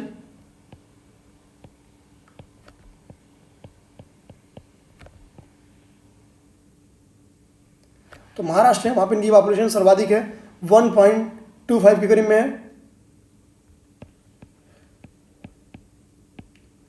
उसके बाद से दिल्ली में है, दिल्ली में लगभग 1% से कम है, हम लोग 1% ही मान सकते हैं। और गुजरात में लगभग ये 0.96, यानी हम लोग कह सकते हैं ये हर जगह लगभग, महाराष्ट्र को छोड़ते तो हर जगह 1% से डाउन है, 1% से डाउन है। तो सर्वाधिक कहाँ पे है? तो महाराष्ट्र में है। अब उसके बाद से थर्ड आता है दोस्तों, हम लोग आगे देखेंगे, सिख देखेंगे, फिर बौद्ध देखेंगे। तो आइए देखते हैं सिख। तो सिख देखते हैं दोस्तों।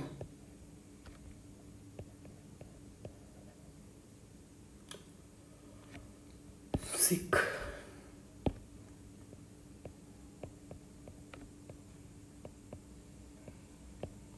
सिख देखते हैं।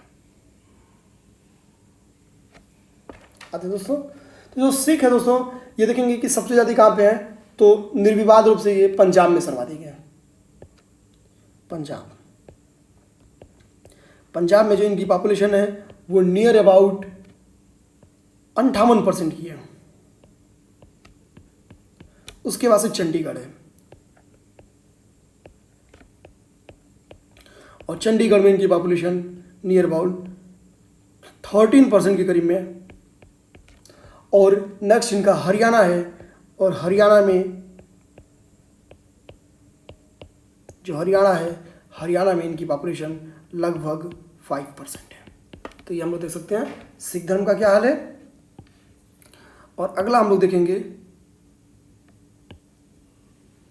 रफ करते हैं, बौद्ध धर्म, और यही होगा लास्ट रिलीजन में। तो आगे हम लोग देखेंगे बौद्ध धर्म देखेंगे।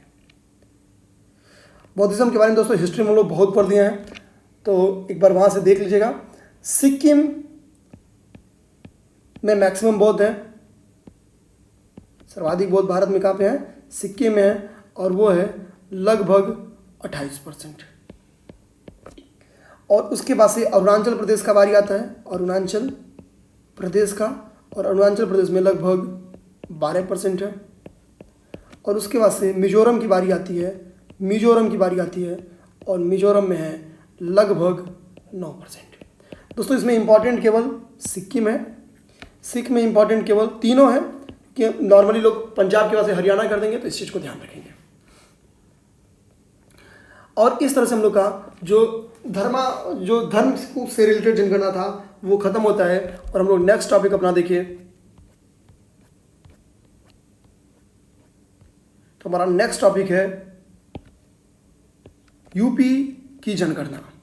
आते हैं दोस्तों, यूपी की जनगणना में कुछ यूपी के बारे में फैक्चुअल देखेंगे, कुछ तो हम लोग देख चुके हैं ऊपर जो मिला है, और जो आगे हम लोग देखेंगे वो नीचे देखेंगे। तो हम लोग देखेंगे उत्तर प्रदेश की जनगणना, उत्तर प्रदेश की जनगणना।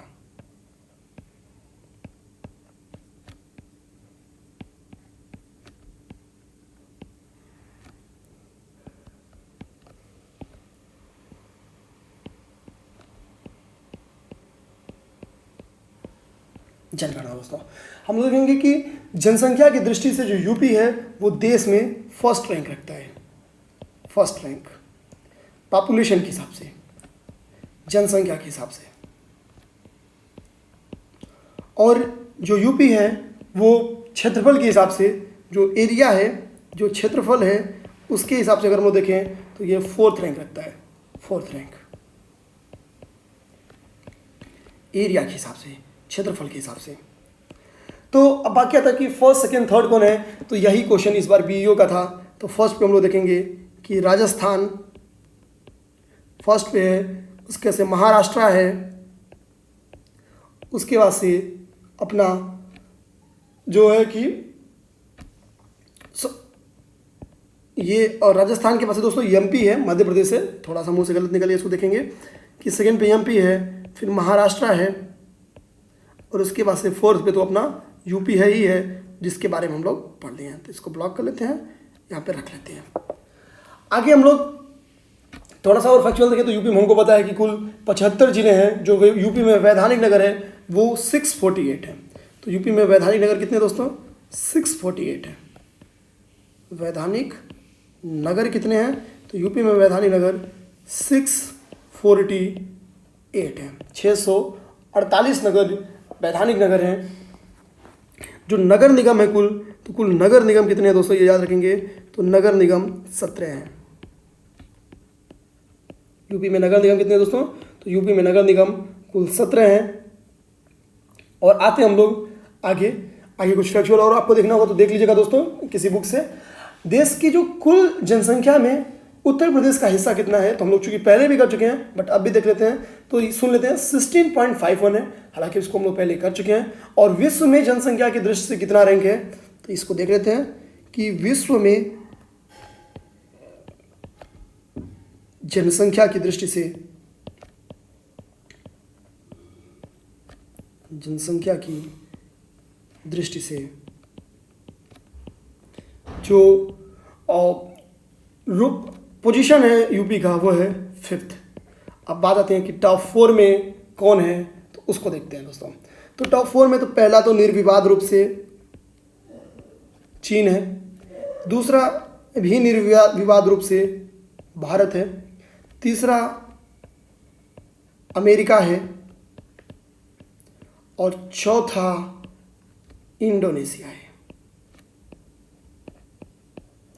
और 5वें के बारे में तो बोलना नहीं है, और उसके बारे में क्योंकि हम लोग अभी तुरंत पढ़ रहे हैं। और 5वां अपना प्रदेश उत्तर प्रदेश है, उत्तर प्रदेश है। तो इस तरह से हम लोग देख लिए कि विश्व में जनसंख्या का क्या रोल है यूपी का, इसको हम लोग समझ लिए। आगे दोस्तों हम लोग थोड़ा सा और देखें तो जनसंख्या अगर हम लोग देखें तो जिलावार कहाँ पे जनसंख्या ज़्यादा है, तो अगर हम लोग जिलावार जनसंख्या देखेंगे तो जो सर्वाधिक जनसंख्या है वो है इलाहाबाद में,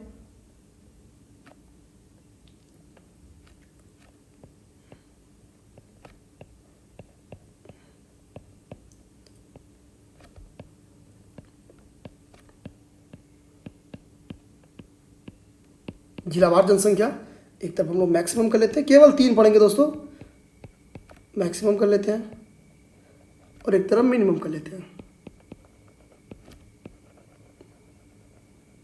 मिनिमम कर लेते हैं दोस्तों। मैक्सिमम में तो सबसे ज़्यादा इलाहाबाद में है, सेकंड नंबर पे मुरादाबाद में है, और थर्ड नंबर पे अपना गाजियाबाद है।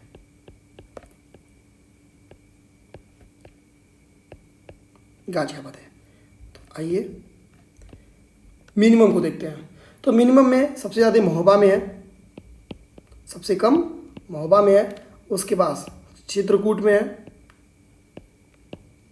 चित्रकूट में है, और उसके बाद हमीरपुर में है, हमीरपुर में है। तो ये जिलावार जनसंख्या सबसे अधिक कहाँ पे है और सबसे कम कहाँ पे है, यही 2 इंपॉर्टेंट है। सबसे अधिक इलाहाबाद में है जिलावार, और सबसे कम महोबा में है। तो इसको ब्लॉक करते हैं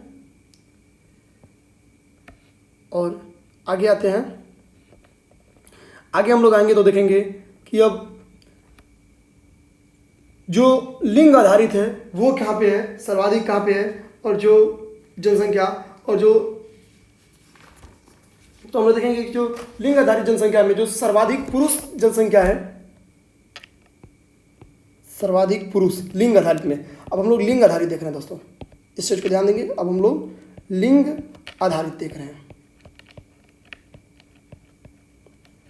अब इसमें बस एक ही पॉइंट लिखेंगे, आगे बढ़ेंगे। तो लिंग आधारित में मैक्सिमम कौन है पुरुषों में, तो सर्वाधिक पुरुष कहाँ पे है,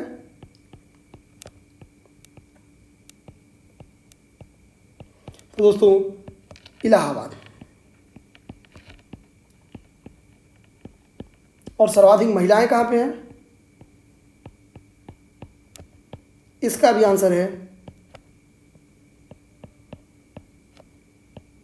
इलाहाबाद।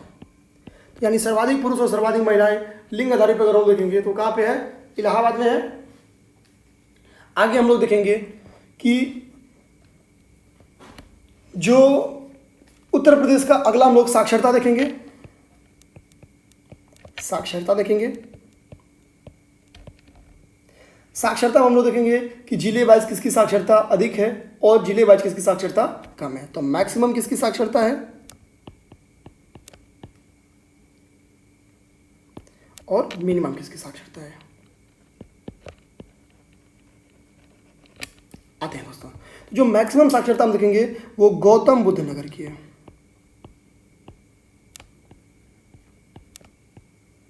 गौतम बुद्ध नगर की है और यहाँ पे जो साक्षरता है वो 80% से अधिक है। दूसरा नंबर पे कानपुर नगर की बारी है। देखेंगे यहीं कानपुर में ही अपना आईआईटी है, तो कानपुर नगर में लगभग 79% जो जनसंख्या है वो साक्षर है। और थर्ड में यहाँ पे औरैया है, थर्ड में यहाँ पे औरैया है। तो औरैया के बारे में हम लोग देखेंगे कि यहाँ पे 78+ जनसंख्या, यानी इन दोनों में 1-1% का अंतर है दोस्तों, बस +1 इतना ध्यान देंगे। मिनिमम में अगर हम लोग देखें दोस्तों तो न्यूनतम साक्षरता किसकी है, श्रावस्ती की है, श्रावस्ती की है। उसके बाद से बहराइच की है। अगला हम लोग देखें तो बलरामपुर की है।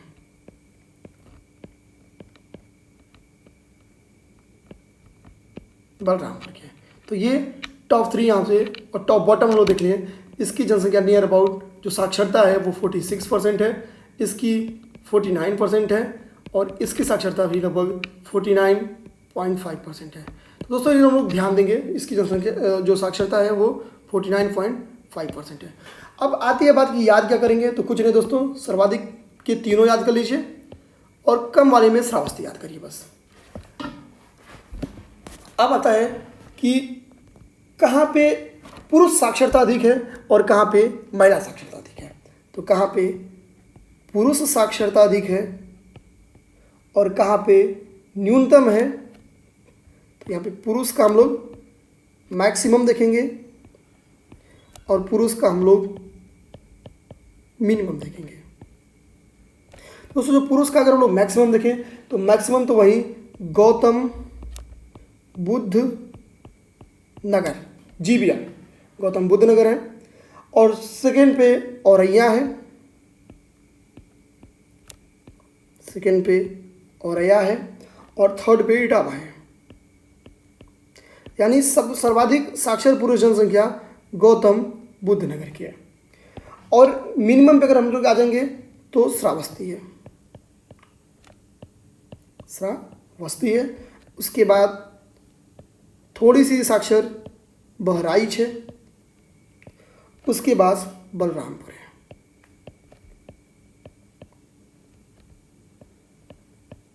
बलरामपुर है, यानी हम लोग कह सकते हैं कि सबसे कम साक्षरता पुरुष की कहाँ पे है, श्रावस्ती में है। आगे आते हैं दोस्तों कि महिलाओं पे जाते हैं।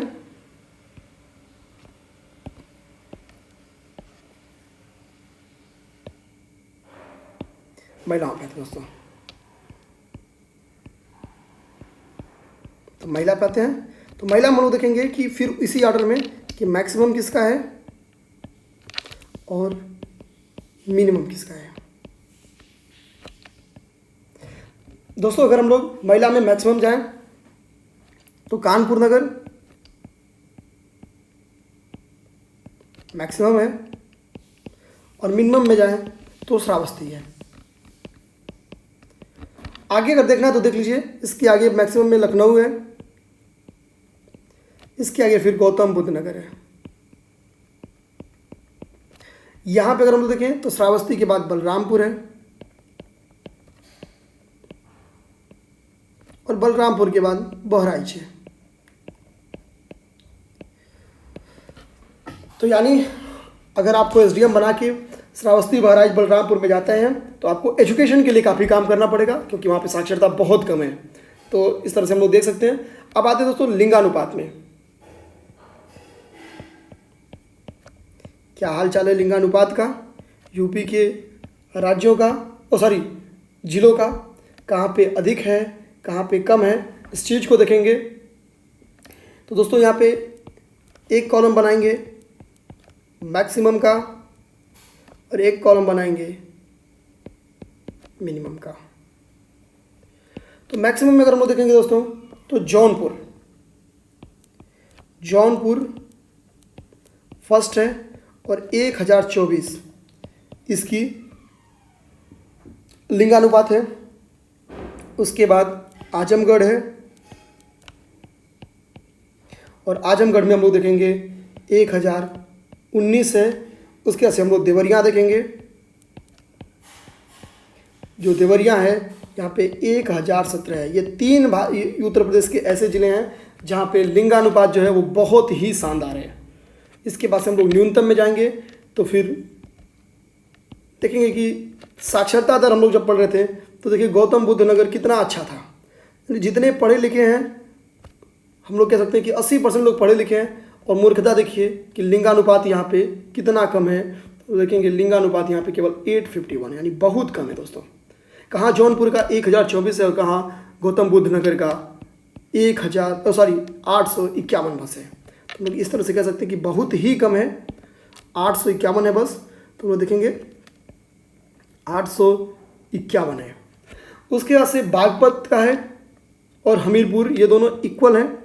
तो लोग देखेंगे बागपत हमीरपुर, इन दोनों का जो है दोस्तों वो है 861। तो बस इसमें गौतम बुद्ध नगर इंपॉर्टेंट है, इसमें ये तीनों इंपॉर्टेंट है दोस्तों। तो लिंगानुपात का जो यूपी का हाल है वो ये हाल है। और अब आगे हम लोग देखेंगे यूपी में जो SC ST की पोजीशन है वो क्या है। तो दोस्तों हम लोग सबसे पहले SC उठाएंगे, अनुसूचित जाति उठाएंगे।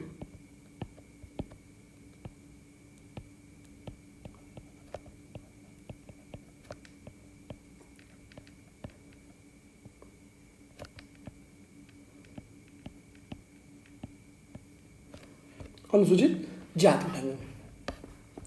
अब देखो दोस्तों, अगर अनुसूचित जाति की हम लोग जनसंख्या देखें तो जो सर्वाधिक है वो है सीतापुर की तरफ हम लोग लिखेंगे सर्वाधिक या मैक्सिमम।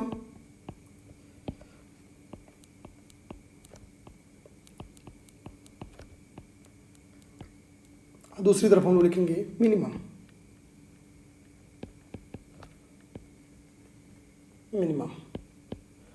अब हम लोग देखेंगे सर्वाधिक है सीतापुर की, उसके बाद से है इलाहाबाद की,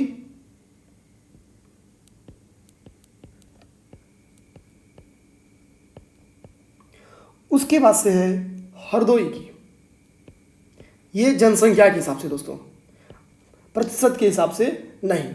तो अगर हम लोग अब थोड़ा सा मिनिमम देखें तो लोग देखेंगे कि जो मिनिमम है, इसको नज़दीक लेके चले जाते हैं, इसको थोड़ा सा इधर करते हैं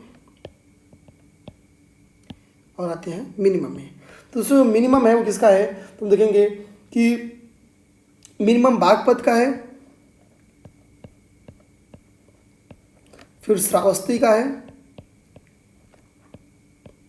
अनुसूचित जाति यहाँ पे सबसे कम है, फिर गौतम बुद्ध नगर। तो हम लोग देख सकते हैं कि मैक्सिमम में सीतापुर, इलाहाबाद, हरदोई है और न्यूनतम में बागपत, श्रावस्ती और गौतम बुद्ध नगर है। तो इस तरह से हम लोग ध्यान देंगे।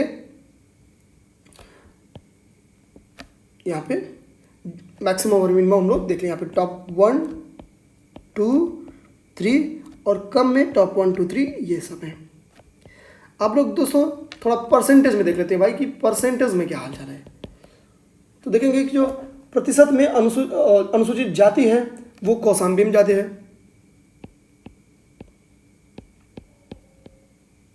कौशाम्बी में ज़्यादा है और लगभग 34%। अभी हम लोग क्या देख रहे हैं परसेंटेज में, या हम लोग यहाँ से परसेंटेज में उठाते हैं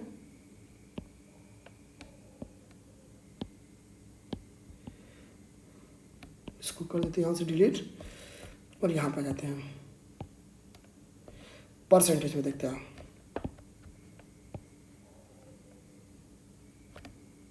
तो कौशाम्बी 34% है, सीतापुर सेकंड पे है और सीतापुर में हम लोग देखेंगे कि लगभग 32% है इनका हाल हिस्सा जो है, मतलब जो SC हैं, जो अनुसूचित जाति हैं, यहाँ पे 32% है। और तीसरा हरदोई, तो जो हरदोई में अनुसूचित जाति हैं उनकी संख्या है 31% के करीब में। तो इस तरह से हम लोग देख सकते हैं दोस्तों। और ये मैक्सिमम हम लोग देख लें कि टॉप 3 मैक्सिमम वाले कौन है, यहाँ पे लिख देते हैं मैक्सिमम। अब आते हैं मिनिमम में, मिनिमम में आते हैं दोस्तों। तो दोस्तों अगर हम लोग मिनिमम में देखें कि कहाँ पे इनका परसेंटेज कम है अनुसूचित जाति का, तो हम लोग देखेंगे कि जो अनुसूचित जाति का जो परसेंटेज है वो कम है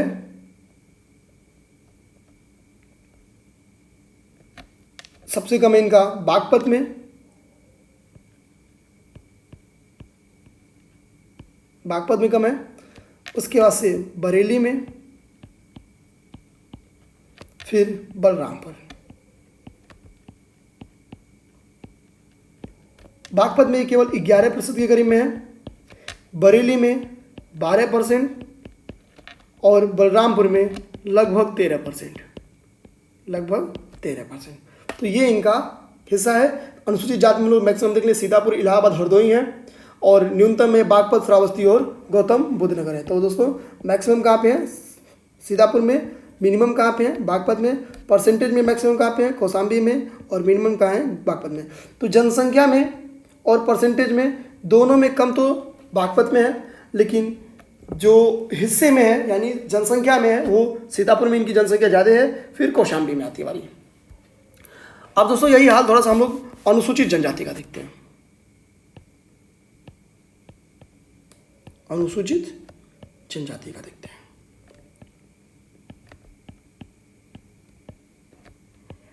जनजाति का देखते हैं तो जो सर्वाधिक है मैक्सिमम और मिनिमम देखेंगे। मैक्सिमम और मिनिमम देखेंगे, मिनिमम देखेंगे। तो दोस्तों मैक्सिमम है अनुसूचित जनजाति वो सोनभद्र में है, यानी सोनभद्र भारत का वो जिला है जहाँ पे अनुसूचित जनजाति बहुत ज़्यादा हैं। उसके बाद से बलिया में है, उसके बाद से देवरिया में है। और मिनिमम में अगर देखें तो बागपत, कन्नौज और बदायूं। बागपत, कन्नौज और बदायूं। तो इसमें मैक्सिमम याद यही करना है कि सोनभद्र में मैक्सिमम है, बागपत में मिनिमम है। और अगर प्रतिशत में देखें दोस्तों, प्रतिशत में तो लाइए यहाँ पे प्रतिशत में देख लेते हैं।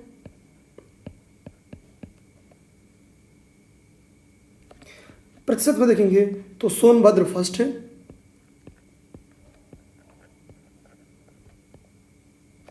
यहाँ पे लगभग 21% जो इनकी जनसंख्या है वो ST है। उसके बाद से ललितपुर है,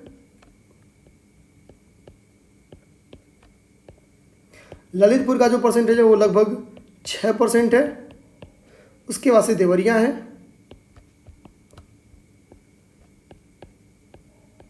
जो देवरिया का प्रतिशत है दोस्तों वो है लगभग 4%। अब हम लोग मिनिमम में आते हैं परसेंटेज के। मिनिमम तो मिनिमम में देखेंगे दोस्तों तो बागपत, जहाँ नाम मात्र का हम कह सकते हैं केवल इनकी जनसंख्या है वो है 0.001%। तो 1% का भी समूह हिस्से यहाँ पे। फिर कन्नौज का भी मोटा मोटा यही हाल है, कन्नौज में भी इतना ही है, तो 0.001% ही है यहाँ पे। लेकिन तीसरा बदायूं अगर हम लोग देखें, बदायूं देखें तो बदायूं में थोड़ा सा बस दशमलव में अधिक होते हैं और यहाँ पे 2% हो जाएंगे। तो इस तरह से हम लोग देख सकते हैं कि नियर अबाउट जो जनसंख्या है इनकी वो कहाँ पे अधिक है, कहाँ पे कम है। तो इस तरह से हम लोग समझ सकते हैं। अब इसको उठा के दोस्तों ऊपर रख देंगे तो फिर पीडीएफ पढ़ने में आसान रहेगा। इसको लेके जाते हैं, इधर रख लेते हैं और इसको पकड़ते हैं और ऊपर चढ़ा देते हैं। कन्नौज थोड़ा सा गलत लिखा गया है हटाते समय, इसको हम लोग अच्छा कर लेते हैं। अब देखिए,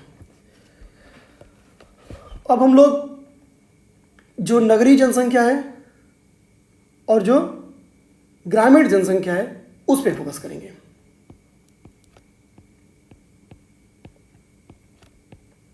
नगरीय जनसंख्या जो है यूपी में किस जिले की सर्वाधिक है और जो ग्रामीण जनसंख्या है वो किस जिले की सर्वाधिक है, इन दो टॉपिक पे हम लोग फोकस करेंगे, नगरीय जनसंख्या और ग्रामीण जनसंख्या।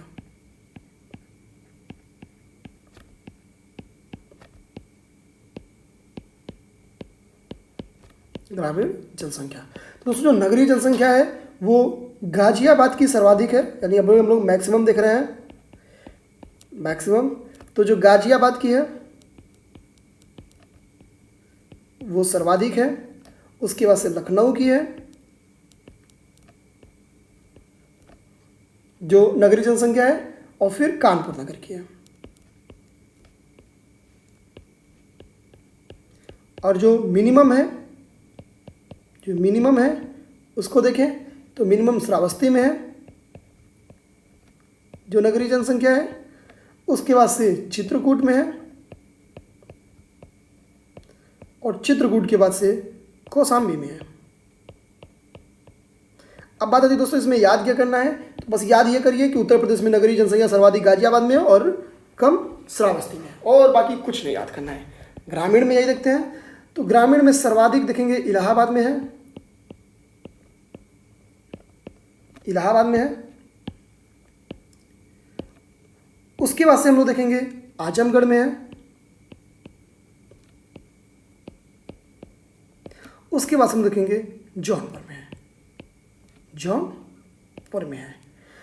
और मिनिमम अगर देखें यही दोस्तों, मिनिमम देखें तो मिनिमम में देखेंगे गौतम बुद्ध नगर, गौतम बुद्ध नगर के बाद से महोबा, और महोबा के बाद से हमीरपुर, हमीरपुर।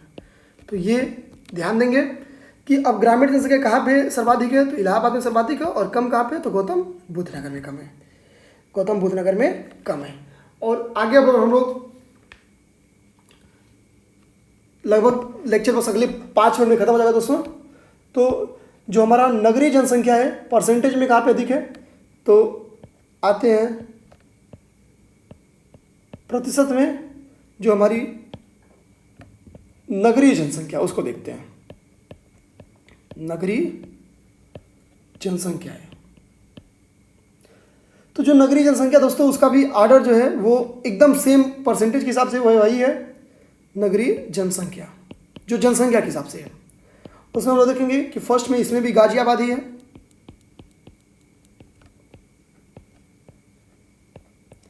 सेकंड पे इसमें भी लखनऊ ही है, और थर्ड में इसमें भी कानपुर नगर ही है। कितने प्रतिशत है दोस्तों, तो ये देख लें, लगभग 67%, लगभग 66%, लगभग 65%। तो ये है नगरीय जनसंख्या का मैक्सिमम, अधिकतम कहाँ पे है, इतनी परसेंट नगरीय जनसंख्या है। और मिनिमम पे आते हैं दोस्तों, मिनिमम पे, मिनिमम हम लोग देखेंगे तो श्रावस्ती में सबसे कम है, और यहाँ पे लगभग 4% है, फिर कुशीनगर, यहाँ पे लगभग 5% के करीब में है, उसके बाद से महाराजगंज,